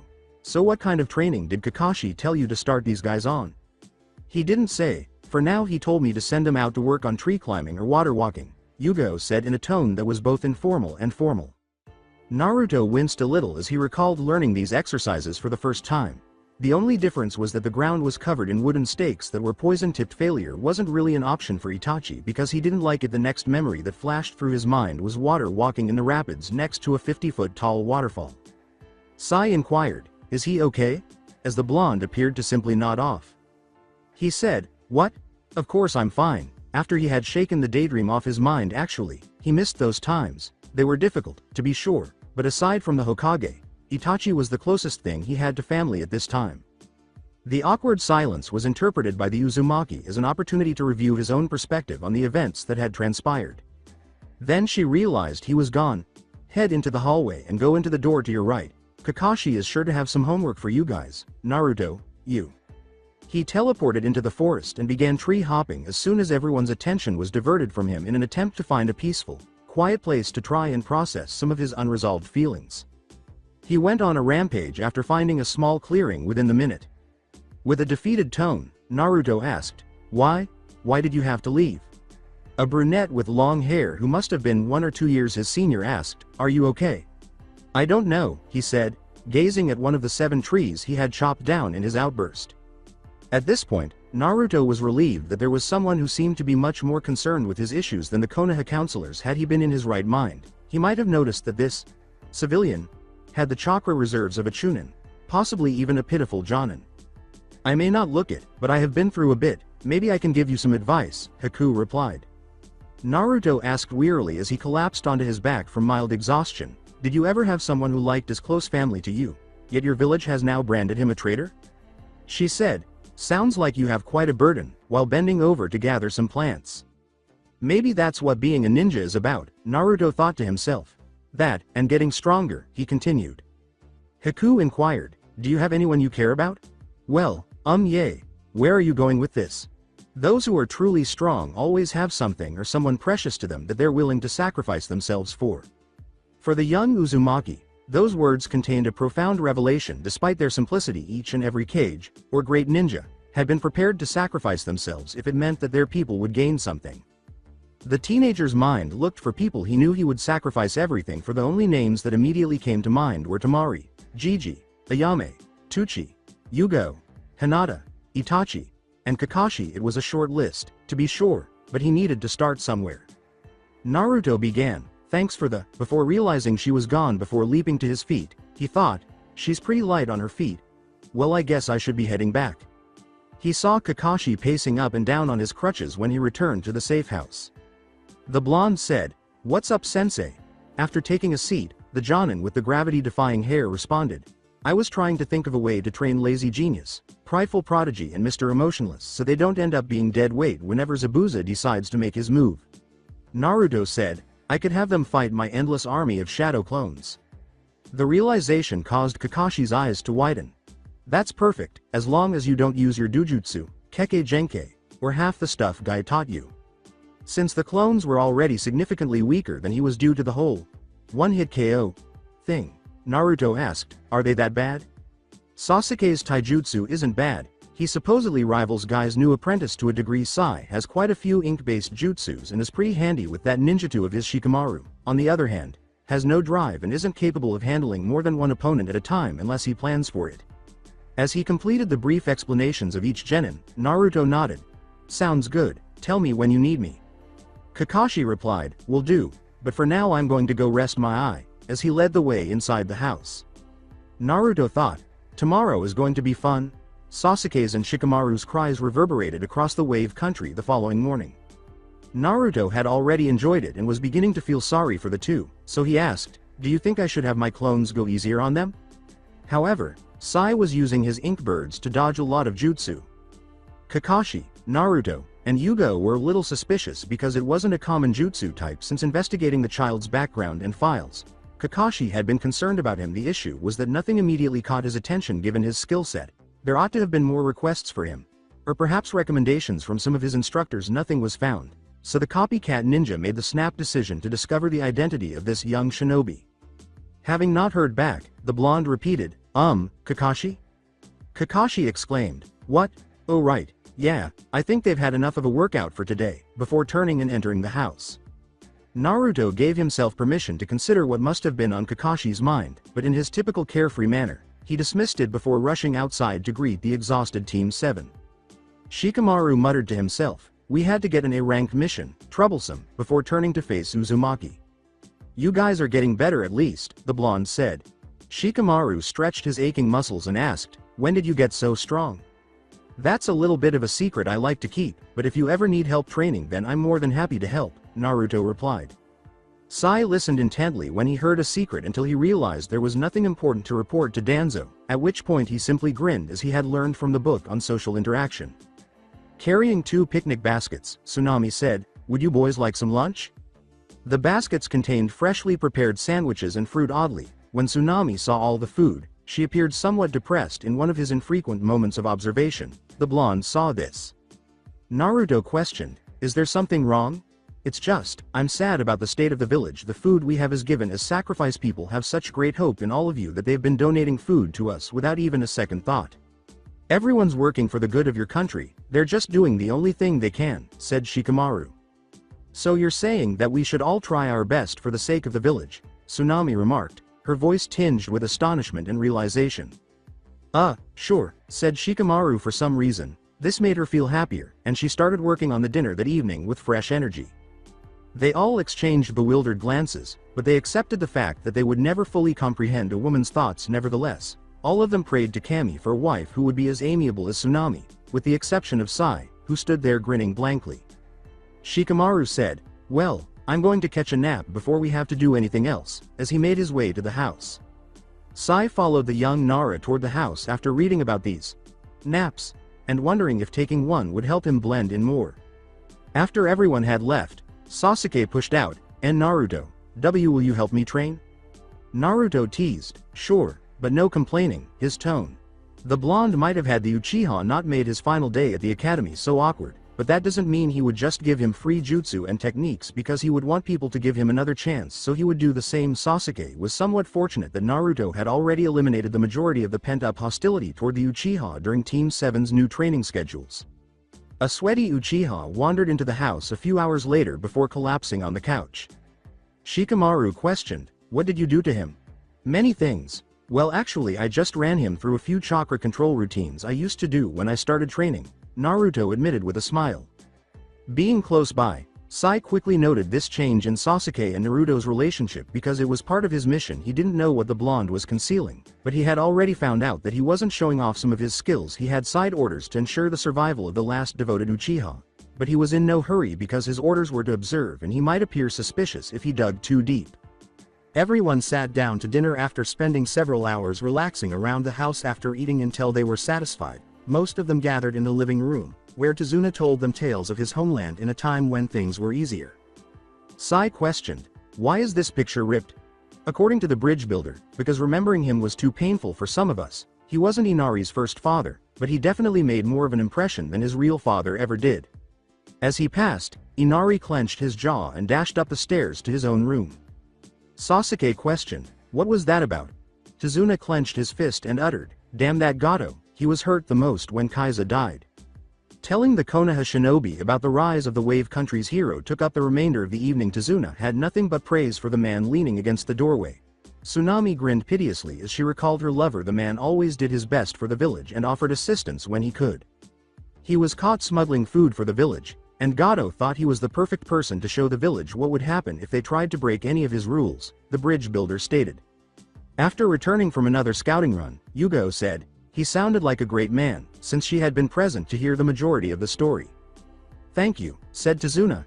"Now that you know about Kaiza, I'd like you to know that the bridge we're building is going to be built in memory of him." After saying, "I thought your motivation wasn't common of a normal builder," Kakashi added, "No offense." "None taken, and now you see why I must finish the bridge, even if it costs my life," replied Tazuna. The hideout of Zabuza Bando asked impatiently, "Are you almost healed yet?" Before kicking a curled-up Kagura, he added, "I want to get my deal with Gato done already, and if you would have done your job then I'd already on my way." When he kicked Kagura once more, the back of her shirt lifted, exposing a tattooed, intricate seal. It appeared to be an attractive tribal tattoo to the untrained eye, but to a Fuinjutsu master, it was a seal of submission and control. In an attempt to distract Bando, Zabuza inquired, "How were you able to get that on an ex-Sanbu?" "She's more than paid for that seal, but it does mess up sometimes if chakra touches that area. I've been considering looking for someone skilled in Fuinjutsu to fix that after this is all done," Bando said with a dark grin. "I came across her after she'd been ambushed in the middle of some sort of job. Luckily, I noticed the slash through the leaf symbol on her headband or I'd have traded her back, but now that I think about it she's made me way more money than I'd have gotten from selling her." Zabuza, also known as the Demon of the Mist, detested witnessing a skilled ninja like Kagura being used by such a coward. Regrettably, he needs his pay and they would undoubtedly be useful against the Konoha Nin squad they were to fight in a few days. As for his personal opinion of Bando, well, that was a little more complicated. He appeared to have seen combat and had even lost his left hand and about half of that forearm, though it was sometimes easy to forget because he eventually replaced it with a well-made prosthetic. Bando operated several arms smuggling rings across the Elemental Kingdom, but his problem was that some of the routes he had been using to get his goods through had been found and were now routinely scouted by soldiers or hired nin. Gato, on the other hand, had ways to get his goods around security and would be even more successful if he took the island. Bando's assistance in this matter could result in a confidential trade agreement between the two of them, which is Bando's objective. Their only issue was that bridge, or more specifically, the bridge's owners. "I'll be ready by in a few days. Plan the attack with Haku and decide how you want to do this, but leave Kakashi for me. I want to deal with him personally," replied Zabuza. "That's perfect. An associate of mine has a weapon that's being delivered and it should be just what we need to put these Konoha nin in the ground," Bando exclaimed with delight. The home of Tazuna, the location was easily accessible from the boy's bedroom window, and Naruto, who had gone to see how Inari was doing, discovered him on the roof of the house, gazing into a river that ran past the house. The blonde remarked, "I know what it's like to be left behind," as he took a seat. "How could you understand what it's like to lose a loved one? You were born inside walls, so you're a ninja, and you have many ninja to defend you," Inari shot back. "I'm an orphan and the only people who ever took care of me were the ones the Hokages sent to protect me. Why did you require defense? The villagers are afraid of some of the village secrets about me. There were moments when I had no one to protect me because the shinobi workforce was in great demand. How would you respond? Make it through. I was capable of doing it, and the first person who gave me strength and made me realize that the villagers didn't deserve my retaliation is now a village traitor." The more Inari considered how Naruto's circumstances were less dire, the more he realized how similar their brief lives were. At least he had a family. What if you don't succeed? What if you performed as well as he did? Inari's faith in his father was similar to his faith in God in that he thought there was nothing he couldn't accomplish and that if his father couldn't, then how could a group of strangers? Because good always wins in the end, and I know all of us, together, can beat them. Haru yelled, "They don't stand a chance," as she leapt through the window and onto Naruto's lap again. Haru says nothing's gonna stand in our way, Naruto grinned and explained. Perhaps there was still hope in the village of the waves, Inari thought, and soon after, he followed Naruto downstairs to grab a bite to eat. When Tazuna saw that Inari was opening up and conversing with the Konoha nin, he whispered to Naruto, "What did you tell him?" "I just talked to him, that's it," Naruto answered. Tazuna was beginning to like this blonde, who was a great worker and a good role model for his kids. After a couple of days, "All right, pay attention today, I want everyone on the guard detail most likely. They have recovered and intend to surprise us at the bridge after they had eaten a modest breakfast," Kakashi declared. "I don't want any of us to be caught with our pants down, but the best case scenario is that we have a day, maybe 2 tops, until they're ready." "Do you think they'll launch this attack right after losing?" Shikamaru inquired. "No, but I can suspect that whatever the other nin did to him has probably worn off by now," replied Kakashi. He just hoped he could get them through this alive. Unfortunately, Kakashi was correct. This was to be the first real battle that Sasuke and Shikamaru had faced since leaving Konoha. He had his work cut out for him because losing the Uchiha might turn many council members against him, and losing the Nara might make him less popular with the best strategists the Leaf had to offer. On the plus side, they had 2 Jonin-ranked nin, Kakashi and Yugo, a blonde who was difficult to rank at this point, an untapped genius, a Uchiha whose rank was at least low Chunin, and a mysterious ink master. If Zabuza, Kagura, and the mysterious hunter nin were to ambush them, it would be a slaughter.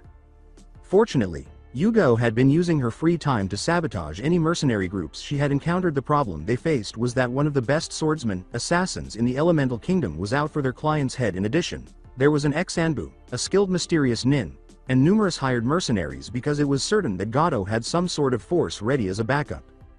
Naruto approached Inari after fastening a kunai to his leg. "Here, take this," he said, presenting the boy with a scroll. "For what purpose is this?" Naruto responded, "Just a precaution," and then said, "It's a chakra storage seal. Toss it in 2 and flee. If any of Gato's men approach, I'll be able to detect the chakra, and I'll rush to eliminate whoever is interfering with you." At that moment, the young boy gave Naruto a star-eyed, fanboyish look of admiration. Tsunami said, "Thank you, Naruto-san," with gratitude. Naruto merely grinned and said, "Don't worry about it." All of the Konoha nin and the client left the building and made their way to the bridge in a matter of minutes. Kakashi was relieved that he was aware of Naruto's actual strength, or at least had a notion of it. Since they would undoubtedly need it to overcome these obstacles, the chances of emerging from this with no casualties were still incredibly slim, and that's without knowing all the cards that were going to be used against them. Nothing seemed out of place as they got closer to the bridge, but the fog that naturally gathered in this area in the early morning hours appeared to be a little thicker than usual. "Scan the fog for chakra signatures, Naruto," Kakashi muttered. Under the pretense of a basic genjutsu, Naruto activated the Sharingan part of his Tomegan without saying another word, and he now noticed that the air around them was replete with remnants of a familiar chakra. "Zabuza," murmured Naruto. That confirmed Kakashi's suspicions that his students would be tested today. What worried him, though, was that the workers who had not quit were in the line of fire. It would be awful for them to perish without witnessing the results of their labor. Form a perimeter around the Tazuna and the workers, and be sure to not worry them, but be prepared to fight at a moment's notice, Kakashi instructed. As a precaution against Kakashi's Sharingan, Zabuza's group, stationed on a boat directly beneath where the workers are, masked the chakra signatures. They had reviewed the plan multiple times, and he was fairly certain that the odds were against them, unless the weapons Bando brought with him were as powerful as he claimed when they were planning this. However, he was particularly concerned about the blonde because the child appeared to have a significant amount of firepower under his belt. Kagura was supposed to fight Yuga because they were the most evenly matched. Zabuza would have to defeat Kakashi, and finally, Bando and Haku would have to mop up the rest of the genin. They came to the conclusion that shock and awe tactics were the best course of action, and they were probably correct. Bando's explosive weapons, Zabuza's assassination methods, and Haku's ice manipulation gave them a better chance than Zabuza's first ever direct confrontation. Why not launch an attack right away and be done with it? Bando muttered. Zabuza shot back, "We have to wait for the ideal moment." Everyone experienced a strong chakra spike at this moment. "What was that?" Kakashi asked. It's my seal, Naruto said solemnly. What should we do? You're the fastest, Yuga said, adding that, most likely it's just some of Gato's mercenaries. How are you so certain? Kakashi would be very disappointed if his former pupil passed away due to misinformation because he had spent a lot of time with the blonde. Zabuza and Gato are at each other's throats. According to one of Gato's mercenaries, Zabuza probably just wants the job done, so he isn't prepared to go above and beyond to get the drop on us, Yugao clarified. I'd say it's probably just a few of Gato's men who are going to try and take Tazuna's family hostage. Kakashi remarked, that kind of makes sense, before going on to say, and even if Zabuza is an assassin, he's still not that underhanded. After reaching a mutual understanding, they turned to Naruto, who they found to be no longer present. Did he not even pay attention? Dejectedly, Kakashi uttered those words. Alongside Naruto, after getting a good enough distance away, Naruto teleported directly to the house, where he saw that the door was broken off its hinges. Thinking quickly, he summoned 10 shadow clones to search the surrounding area. After that, he entered the house in the hopes that perhaps they were still locked in some sort of struggle, but he was unlucky to find nothing but broken furniture. He frantically searched the building until he found the scroll he'd given Inari earlier that morning. Had he failed them? With all his abilities, was he still unable to live up to others' expectations? Naruto was startled out of his reverie when a clone's memories overwhelmed him. The clone had discovered a trail of blood, which infuriated the blonde, causing him to run out of the building and start pursuing the perpetrators. Returning to the bridge, I hope he gets back before Zabuza attacks, Kakashi sighed. The mist surrounding them began to thicken in response. Yugao yelled, you had to say it, while preparing her ninjutsu. Since the demon of the mist already had that enormous cleaver bearing down on him, Kakashi was unable to respond as he blocked Zabuza. Kakashi quickly reviewed the situation in his mind. Shikamaru and Sasuke had turned into surrounded mirrors made of ice. Sai was dodging a shot from what appeared to be a chakra cannon, and Yugao and Kagura countered each other's moves flawlessly because of their past together. He prayed that either Naruto would return sooner or Yugao would be able to finish her fight quickly enough to help his students. Sadly, that was all the time he had to worry about others, and he forced his full attention to the demon in front of him. He was sure Sai would be able to hold out for long enough, but Shikamaru and Sasuke were in a terrible situation.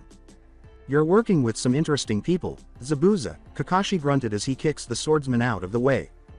Zabuza started to say, I prefer to work alone, but desperate time, but was interrupted before he could finish by a flurry of shuriken and kunai flying in his face. Now Kakashi-senpai, he said mockingly, you know it's rude to interrupt people while they're speaking. Kakashi felt like he was defending against a jackhammer as Zabuza kept up his attack with strong blows, one of which went through and would have severed the copy nin's arm if he hadn't dodged it at the perfect moment. What's wrong? Without backup, are you really going to fall this easily? Zabuza swung his sword more forcefully with each question, saying, perhaps you ought to have used that eye of yours right away. Alongside Yugao, why are you acting in this way? As they paused to assess one another, Yugao begged, I know you hated the wars, but there's no way you'd ever betray Konoha. I am only a puppet, a tool to be used, Kagura said glumly, and I have no control over what I do. That's not true, you can fight this. How can I combat this? Kagura lamented, I've been branded with a seal that binds his will to my own. If I even consider betraying him, then unfathomable pain will run through me until I surrender. The only sounds that could be distinguished between them were the clashes of various blades and the occasional explosion from Bando. Otherwise, there was an open silence. Yugao said, then I'll just have to defeat you, which made her friend's head drop, and then I'll have my student remove that seal. He's no master, but he's better than most in Konoha. Perhaps there was still hope for this ex-Anbu, as Kagura's eyes shot up to see her friend's determined and smiling expression. Alongside Naruto, the trail of blood was fairly thin now, and based on his basic medical knowledge, the wounds were probably not deep enough to cause lasting damage, but he was still going to kill Gato's goons for threatening these innocent people, and the worst part was that he was aware that every second he was gone would be an opportunity for the missing nin to strike. His skin was covered in nervous sweat as he blurred through the forest. Darker thoughts began to blend into the blonde's mind at this point. Why should you care? Your life was made miserable by civilians, it would be better if they were eliminated. The more he considered it, the more he realized he needed to take some time to reconsider what he was going to do going forward, because the civilians had treated him like their own personal torture doll. Did he really think that way? Kasumi remarked, you're overthinking it, and then yawned. Am I overanalyzing this? With sadness, Naruto uttered those words. You're considering the entire village and what it did to you as a whole in actuality. Very few people have hurt you physically. I'm all for getting even, but be careful not to ruin the entire village because of the actions of a select few. That's surprising coming from you, Naruto said in jest. Well, it wouldn't be good to have a crazy host that attracted so many enemies that I would be killed with you. Kasumi shot back. She was starting to think that the boy was starting to have a positive influence on her. What would the others think if they saw her giving advice to a human? So, what other excellent advice do you have? Yes. Before hanging up on her host, Kasumi gave the order, don't die. If only that was the advice from. Naruto's thoughts were interrupted when he received a message from one of his clones, which had been sent specifically to check if the missing nin had taken advantage of the situation. To the blonde's dismay, they had, which made the rescue effort even more crucial given that Tezuna's family might be used as hostages. With a renewed sense of resolve, Naruto flew in the direction of the captors, and from a distance, he could make out their hazy forms.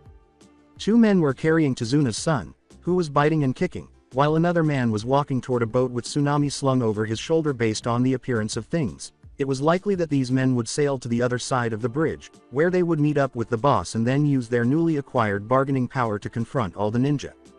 Release. Before biting the man holding him, Inari uttered those words. Ouch, you brat, a big man brandishing a blackjack said, and before Tsunami's son could beg to be freed once more, the man struck him with the blunt weapon, leaving his body nearly as lifeless and limp as a corpse. The blonde found this too personal, and before his mind could process it, he had already thrown the man who had hurt Inari across the water. That's him. He's the reason my friends quit and went home, one of the mercenaries said in a terrified tone. The fact that Naruto was releasing so much killer intent that 5 of the 13 people in the room dropped their weapons and fled for their lives, along with his unbridled rage behind him, caused everyone within earshot to tremble. If only slightly, those who survived dragged themselves off and made life-altering commitments to change their line of work. After that, Naruto's anger subsided and he set about releasing the people he had come to save. Since it was obvious that they wouldn't wake up for a while, he chose to teleport them back to their house, but this time he locked the room he had placed them in with a seal that would release electrical chakra if anyone attempted to enter before he returned. After that, he came to the realization that he also had anger management problems and that he might want to seek counseling or something, but he also mentally noted that it's not all that horrible to be upset with people who are hurting people you care about. He repressed it for the time being and teleported back to the bridge because this mission seemed to be full of self-discovery, but there wasn't enough time for it. Returning to the bridge, Sai and Bando were exhausted and had not made much progress on each other aside from scratches, scorch marks, and ink stains. Shikamaru and Sasuke, on the other hand, weren't doing too well. In fact, Shikamaru had already fallen into a deep sleep brought on by pressure points. Sasuke felt better than ever, which is why you ask. He had finally awakened his Sharingan and was ecstatic, to put it mildly, but he had to keep it inside because of the gravity of the situation. Sasuke appeared to be near death, so Naruto chose to face Haku first. Naruto shouted, "Fire release! Great fireball technique," before launching a fireball in the direction of the ice dome. Before the blonde could press the attack, Haku created a wall of ice panels that separated them from Kakashi, barely having time to escape the melting panels. Sasuke said, "It's about time you showed up," in between breaths.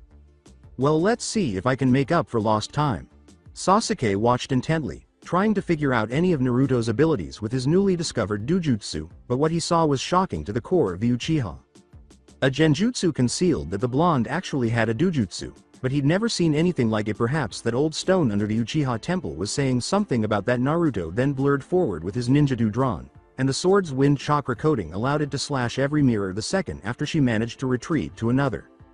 Haku yelled, "Secret jutsu! 1,000 needles of death," as she hurled the needles at her assailants. While Naruto summoned a few shadow clones, which he then used as human shields, a move he wouldn't normally take, but since he still didn't want many people to know about his teleportation, it was the best and fastest option.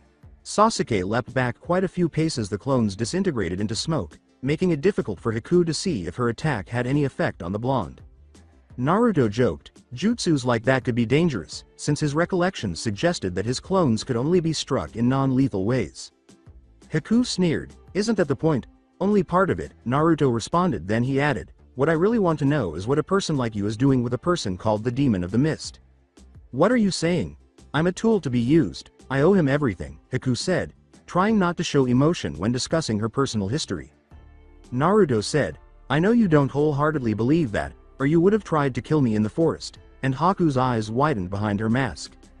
After a few moments of standing still, Haku declared, did you know that having a keke genkai is frowned upon where I come from? Naruto was unprepared for a life story speech, so this took him by surprise. When I was younger, my own father tried to kill me when he found out I could use these abilities, so, in the heat of the moment, I killed him and others that had come for me. Naruto was reminded of the mobs that tormented him for the majority of his childhood. She most likely had no one to protect him, but at least he had the Hokage. I begged for scraps, and would have died if Zabuza hadn't come when he did. He gave me something to live for and taught me not to fear the looks I got for using my powers. I'm glad that I can be used, and even if I didn't want to do everything we've done, I owe it to him to follow him until my debt is repaid. Now, Naruto's ninjutsu was drooping languidly toward the floor. That anyone would have to live such a life without any form of love or kindness was awful. Sasuke, however, was taken aback in his mind. It was absurd to believe that owning a keke genkai would be frowned upon. An electrical buzzing sound came from behind the remaining ice panels before any further action could be taken. Naruto could see Kakashi running toward Zabuza between the mirrors. His arm covered in blue electrical chakra. Zabuza didn't even consider defending because he was too busy trying to pry the big dog summons from his body. That battle was all but over, but as Naruto looked at the remaining mirrors, he saw that Haku had vanished. Naruto teleported because he had run out of time to think. Haku, Zabuza, and Kakashi's eyes widened dangerously as Naruto used his own body to block the lightning blade. That was dumb, Naruto uttered feebly before collapsing to the floor. He turned over on his back and met Haku's eyes directly. He said, now you owe me your life, with a faint smirk, so I want you to live the way you want to repay me. Naruto's eyes went down. Kakashi abruptly halted his activity and began applying some of his knowledge of basic medical jutsu. After locating the pulse, he learned that his former pupil would survive because his jutsu had only severed a few major organs, and he was extremely healed as a result of both his blessing and his curse. Nevertheless, Kakashi did his best to aid in the healing process. The shock and silence that pervaded the space were soon broken. What's the matter, demon? Now that you have the perfect opportunity, you're going to waste it, Bando said with a smirk. Bando kept approaching while holding his chakra cannon. If you won't finish them, I will, he said, aiming at the blonde who was hurt. You ninja have such stupid.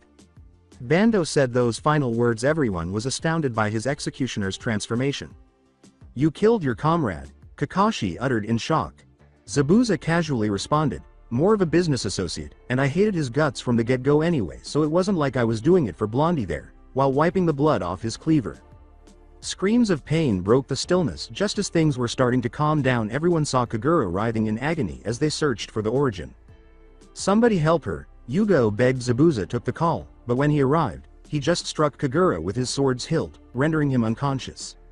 When Yugo realized what the missing nin had done, she was about to attack him for hurting her friend to keep Kagura from feeling the pain. He had rendered her unconscious. Now that the battle was over, Tazuna, who had been frantically fleeing from stray jutsus, exhaled with relief. Slow clapping diverted his attention to the portion of the bridge that came from the mainland just as he was about to recommend that they gather the workers and fix the damage. Gato remarked, this has been quite a show, as he and a sizable group of men drew closer together to eliminate the need for the business man to yell. Gato said, too bad you all have to die now, as menacingly as a midget could. Well, you know what they say, Kakashi joked, never trust a dwarf.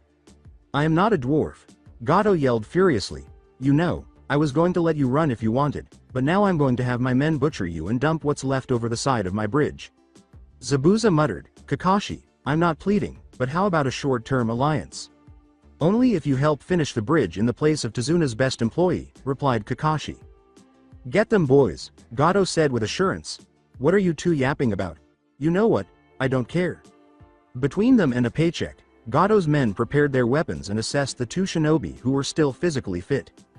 With spears, swords, bows, crossbows, and various types of knives in their hands, nearly 150 mercenaries suddenly charged directly at the copy nin and the demon. Not long after, many of them began to realize they were in over their heads. This occurred after Zabuza used a single horizontal slash to take down 5 mercs. The copy nin's lightning-covered hand allowed Kakashi and a pack of his nin ken to sift through about 15 of them. Before being beheaded, one mercenary remarked, he really is a dem. Zabuza exclaimed joyfully, that brings me up to 47, what about you, Kakashi? Kakashi uttered the words, 61, 62, loud enough to be heard over the cries of the mist demon. Zabuza doubled his efforts. As a result, Gato winced as the shinobi devoured all of his mercenaries. In the meantime, he left the battlefield knowing that they would soon reach him. Unfortunately for Gato, Zabuza had managed to see the slow-moving dwarf after piercing the line of mercenaries and, just to make it more fun, after allowing him to get farther away. As he moved closer to his sniveling prey, Zabuza said, "Hey, where do you think you're going?" Gato's poor coordination and lack of fitness caused him to stumble as he was now running as fast as his feet would carry him. Trying to save his own skin by lying through his teeth, Gato said, "Look Zabuza, I ordered the men to only act like they were attacking you. I was only trying to help." Zabuza said, "Oh, well in that case I'll help your head off of your useless body," in a tone that was almost demonic. "Please, I'll pay you Daub," Gato begged, but the mist's mental demon had already made up his mind. When a pitchfork struck one of the surviving mercs, they attempted to flee back to the forest to resume the raids that had previously generated revenue for them before Gato had hired them, but they were stopped. Surprisingly, the workers developed a conscience and banded together to oppose their oppressive dictator. Those who remained dropped their weapons and waited to be taken into custody, with the villagers on one side and the shinobi on the other. They tied them up with a lot of rope from the construction site, so it was fairly quick. Luckily, about 10 of the guards from the previous shipment had heard about the tough militia and had offered to accompany the remaining mercs back to the only prison in the nation. The villagers then divided into two factions while the second fled to retrieve the money that the dwarf had stolen from them. The first helped tend to their hero's wounds because he was promised a fair share of whatever they discovered. Zabuza joined the second group. Inside the mindscape of Naruto. "You know you're an idiot," Kasumi mockingly said. Naruto joked, "Maybe I just wanted to spend some time with you," which caused him to blush without realizing it. "By the way, how long until I can regain consciousness?" he asked. 2 of 3 days. The lightning affinity can do a number on the innards. Luckily, I was here for damage control or you'd be dead. "So 2 days, what can we do for fun around here?" We can play chess. I haven't had a good match in 30 or 40 years." The following 2 days were spent playing chess between Naruto and the fox. Interestingly, they were nearly identical, which led Kasumi to question whether she had also misjudged the child. This was going to be fascinating later on. Naruto emerged from his brief coma, his eye blinking slowly open. He felt a shock of pain from his wound as he stretched to stand. "Yep, that was stupid." Naruto acknowledged the villagers had hurt him a lot, but he wasn't sure which was worse, Kakashi's jutsu or the beatings. He looked around the room for an outfit after reflecting on his awful upbringing, but as soon as he heard the door begin to open, his gaze immediately went to it. Before long, the door opened and Tsunami appeared, holding a plain garment. "Ah, Naruto-kun, you're awake," Tsunami exclaimed with joy. Naruto asked, "Yeah, how long was I out?" Because it seemed like he had been playing board games with a creature that purportedly wished to end all life for an eternity. She was probably one of the nicest demons he had ever encountered, aside from the part about her being controlled. "I heard that. Do you want me to show you why we're feared?" No, I believe you," Naruto thought in response. Tsunami's question, "Naruto-kun?" pulled the blonde out of his reverie. Naruto smiled brightly and said, "Sorry, I was deep in thought. Did you say something?" "I said you've been out for 3 days, she reiterated. Since that was roughly how long Kasumi had predicted, this was somewhat comforting. She had undoubtedly been both a blessing and a curse in his life, but it appeared that most of the curse had faded. The hungry blonde turned to Tsunami when she asked, "Would you like me to get you something to eat?" The whale's mating call was released by Naruto's rapid heartbeat, which caused Tezuna's daughter to laugh. "I'll go get something ready." "Thanks, Tsunami-chan." "Think nothing of it.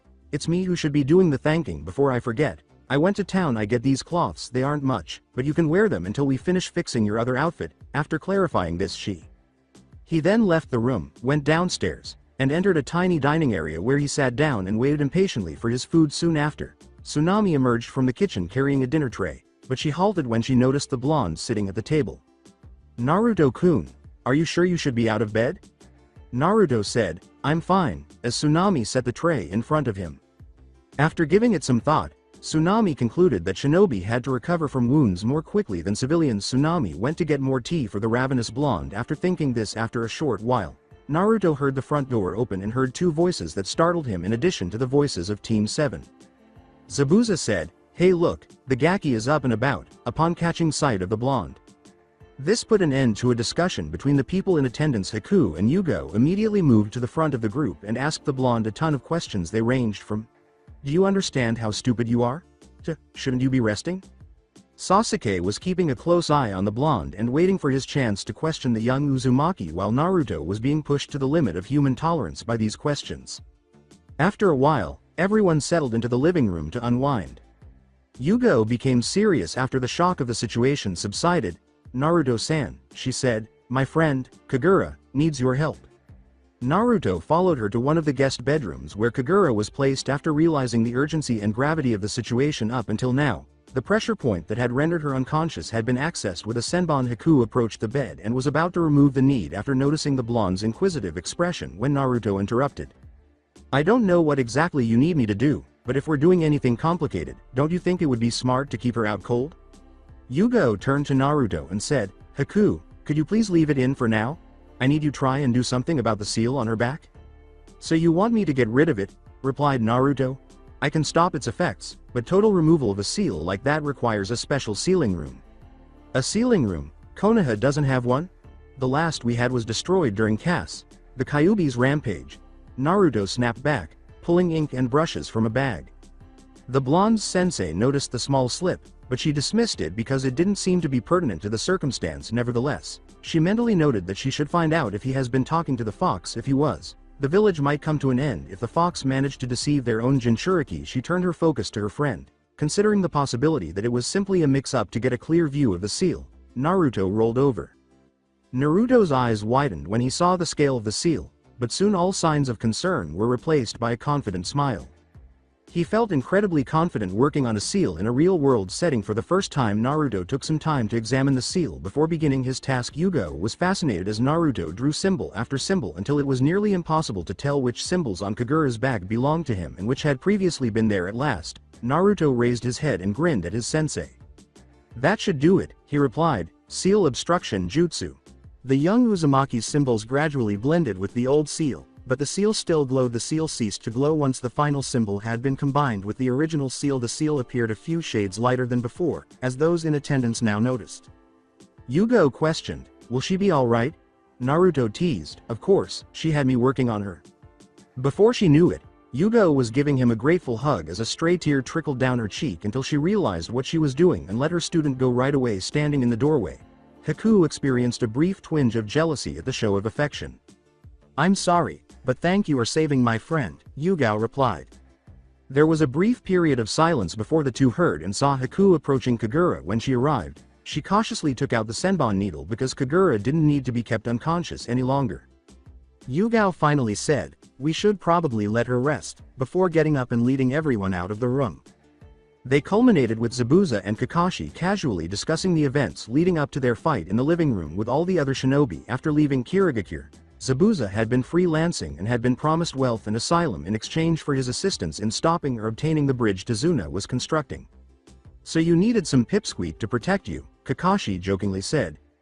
"Hey, you try having Hunter Nin after day. I didn't like the guy, but he had the right connections to have the Hunter Nin looking everywhere that I wasn't," replied Zabuza. It was evident that the copy Nin took a moment to get used to seeing his pupil when Kakashi saw Naruto.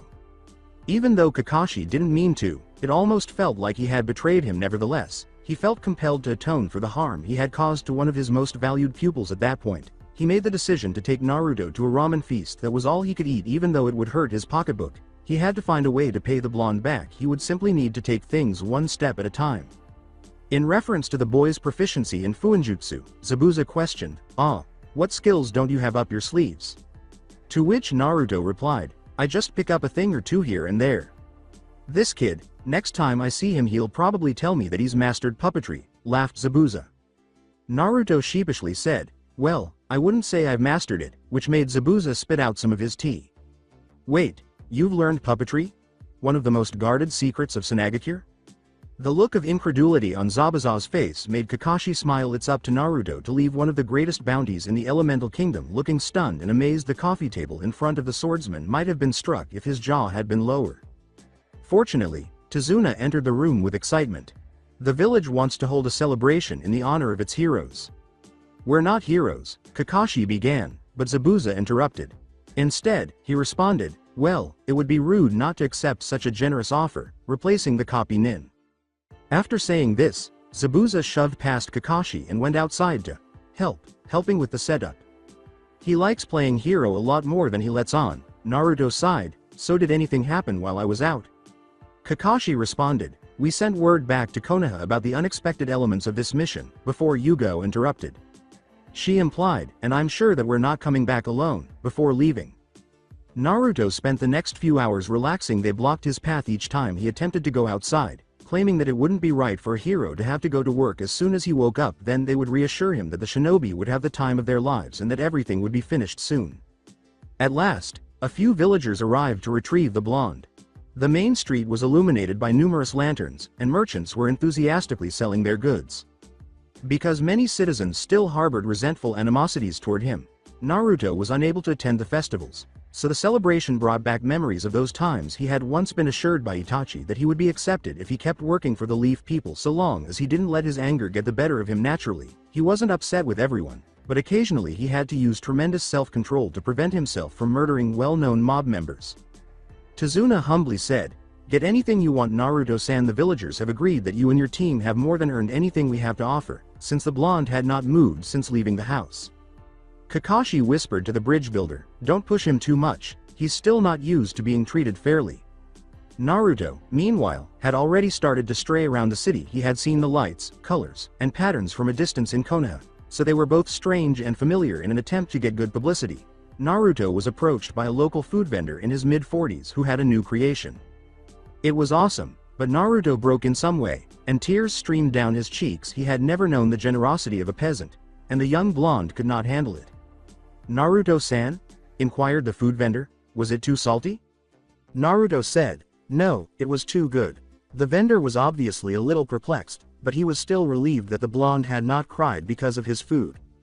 Kakashi couldn't contain a smile that was spreading across the distance. At last, his pupil was being treated fairly and had gained acceptance. He was eager for the day when Naruto would rise to prominence in the Hidden Leaf as a ninja. Naruto partying like he had no worries in the world. That night, simple carnival games, eating competitions, and dancing with attractive women made Naruto's inner child happy. Unfortunately, the night was short and ended with the blonde hanging from a stall's roof. In the midst of all the festivities, he and half the village fell asleep due to excessive partying.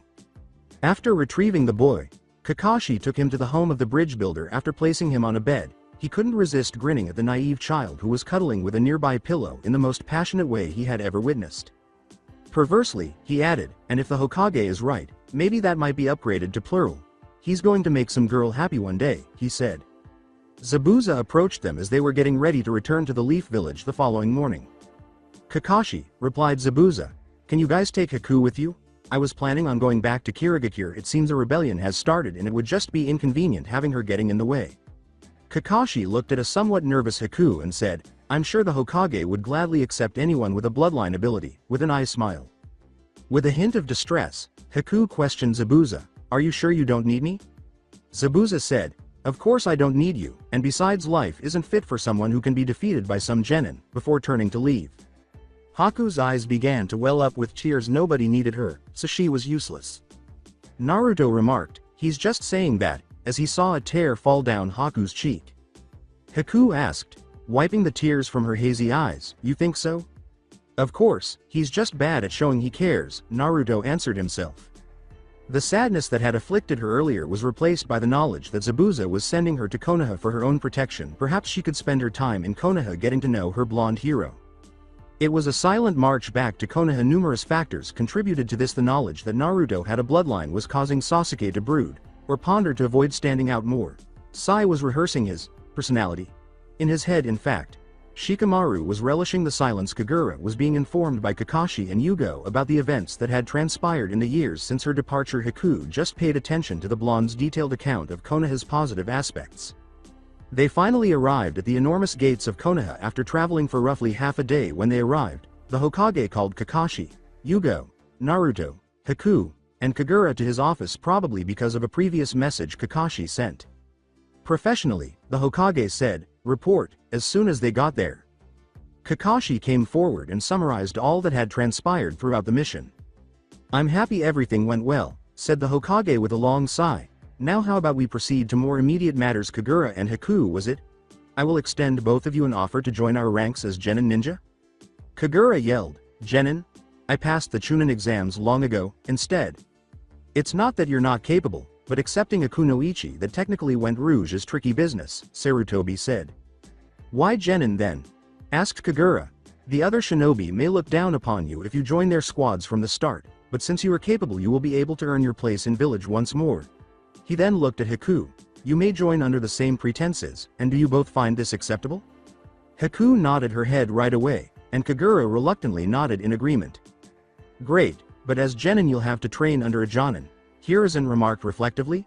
You go? He asked. The purple-haired jonin replied, yes Hokage-sama? The Chunin exams are coming up and you'll need 3 team members, how about you take them?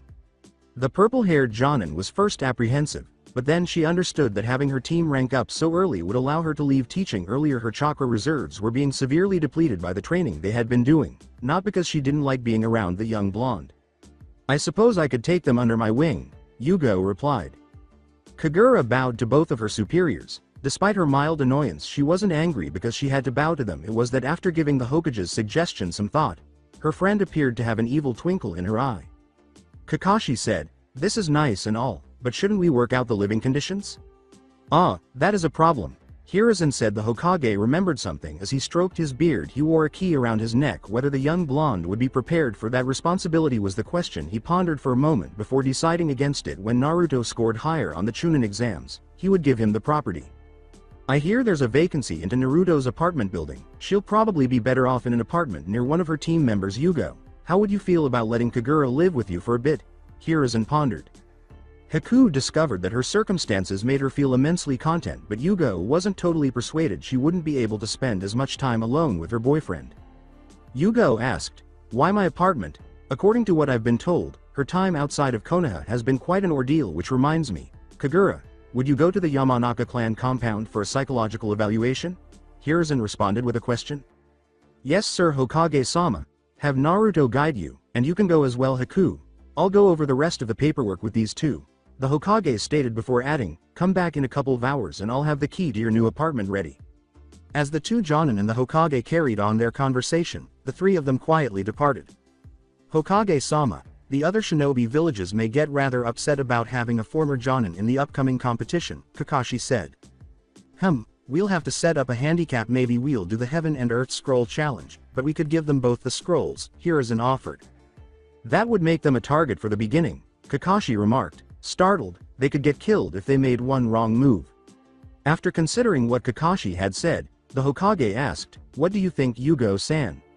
I believe it's only fair. I'm barely able to keep up with that blonde, and with 2 others I have no doubt that they'll be able to blow through any challenges in their way.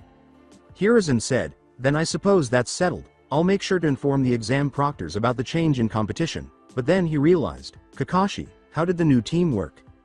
Honestly, they were terrible, Kakashi admitted. Shikamaru was rather lazy, and didn't have the prowess in his jutsu that he needed to prove that he was a vital part of the team.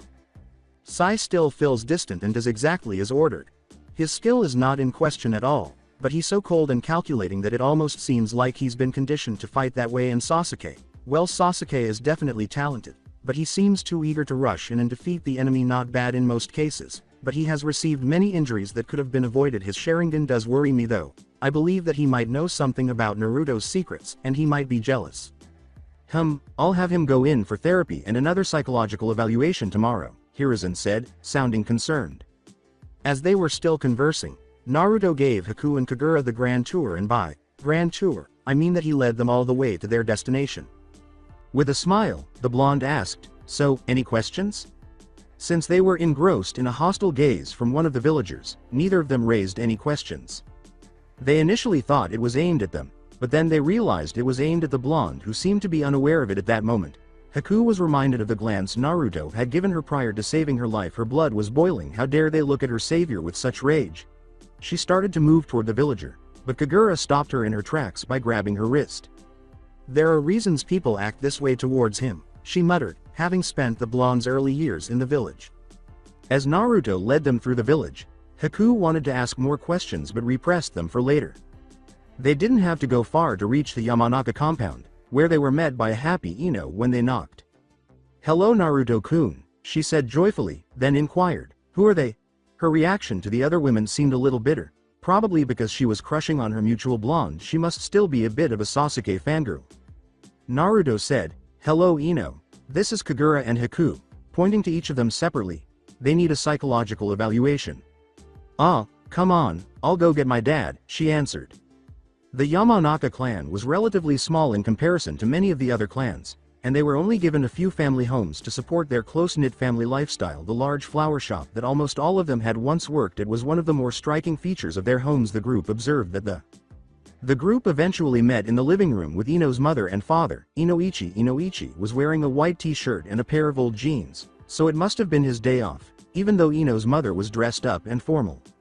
With a swift gesture of respect, the strange trio bowed. Inoichi sheepishly remarked, "That isn't necessary. Now which one of you needs the psych evaluation?" Inoichi hesitated for a moment as Kagura moved forward. Although he was relieved that they had a Jonin-level ninja back, he had heard rumors that she had abandoned the Leaf as a member of the intelligence and interrogation team. He was aware that returning ninjas would either do one of two things: they either never left again out of fear of going back to a missing nin lifestyle, or they were double-agent spies. "Well, let's get this started. Naruto, you can go home if you want. The Hokage sent a message asking me to evaluate Haku as well. This could take a while depending on how many memories I have to sift through and how many mental blocks they have," Inoichi said. Naruto said, "Okay, take good care of them," before turning to go. "Actually, I need some more gardening supplies," he said. Inoichi stammered, "Ah, I'll have Ino help you. Oi, Ino, your crew friend needs some help in the store," leaving the blind blonde to wonder what he had intended to say initially. Following several crashing sounds, Ino emerged from the upper floor of the house and appeared at the stair railing. "Go head into the store," Ino gasped. "I'll meet you there." Many of the Yamanaka homes are conveniently attached to the flower shop. Naruto waited for the other blonde patiently until, after taking off from the rear of the store, Ino asked, "So what was it that you needed?" "What? Oh, well, the flowers must be lacking in some sort of nutrients because they don't look like they did in the store," Naruto replied. She said, "Ah, I think I know what you need," and proceeded to a nearby aisle, where she picked up a couple packets bearing the words, "Flower Power. We use these to boost the vitality of our plants, and if you buy now I'll even throw in the special employee discount."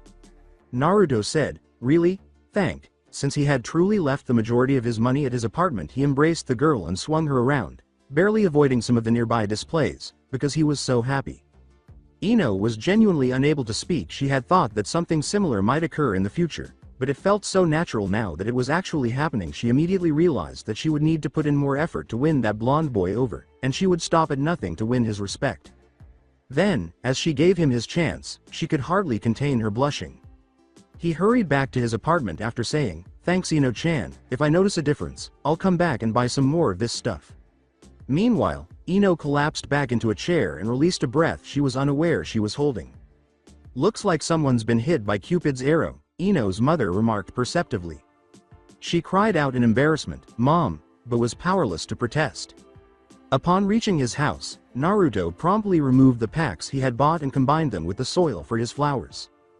"Damn, I haven't seen Tamari in a while. What do you think, Haru? Should we go visit her?" he thought at that moment. Suddenly emerging from his pocket, the foxy dog barked, "Maybe she'll give me treats again." Naruto remarked, "You're kind of a glutton, alright, hold on," before beaming down at Suna. He couldn't help but observe that the streets were much more deserted than usual. When he got there, he proceeded to the front door and repeatedly knocked. As the door flew open, a female voice said, "Who's there?" Tamari added almost angrily, "Oh, it's you. Where have you been?" "Missions, training, and whatever it takes to pay the bills," Naruto jokingly replied. Tamari nearly chuckled. "That is just like you, but this is a weird time for you to show up out of the blue," she said. Naruto questioned, "What do you mean?" Before losing herself in contemplation, she remarked, "Some strange things have been happening. My father has been very distant, and my brother." With concern, Naruto asked, "What about Kankuro?" "Not Kankuro, Gaara," she answered. Naruto said, "I didn't know you had another brother." "I guess I never mentioned him. Well, he's a Jinchuriki," she said with a slight scowl. "But unlike most of them, he's incredibly unstable, so our father always kept him away from us when we aren't on missions together. The problem is that father has been letting him run rampant, and it's difficult to figure out which one is in control, him, or that crazy demon. Has something happened to him? I don't know, no one knows, so we're just going along with his orders, hoping that he really knows what he's doing," Tamari stated with concern. Kankuro said, "Sis, who are you talking to?" As he appeared, Naruto, "Bro, what's up?" Just checking, Naruto said, examining the boy who seemed to be wearing a black catsuit. Kankuro, is it just me, or are you looking gayer every day? He asked. Shut up, Kankuro shot back. Tamari teased. Now that you bring it up, I believe you're right, Naruto. After chatting for a while, Kankuro brought up a topic neither of them had anticipated. So, are you going to compete in the Chunin exams? Why wouldn't I? I've been eager to test my puppetry against Suna's, Naruto replied confidently. The twins both laughed at that, not that it was really that funny, but the idea of facing someone with similar techniques from another village was quite ironic. You better fight fair, Kankuro added. Ninjas and fighting fair are two totally different things. Tamari retorted. This, of course, caused another round of laughter and the trio continued catching up until Naruto spotted the clock. I better get going. If anything happens, don't hesitate to send a message and I'll drop everything. Alright? Okay, and if nothing else, see you at the competition, Tamari said happily before Naruto vanished. That's it for today. I hope you guys enjoyed this great story. See you in the next one.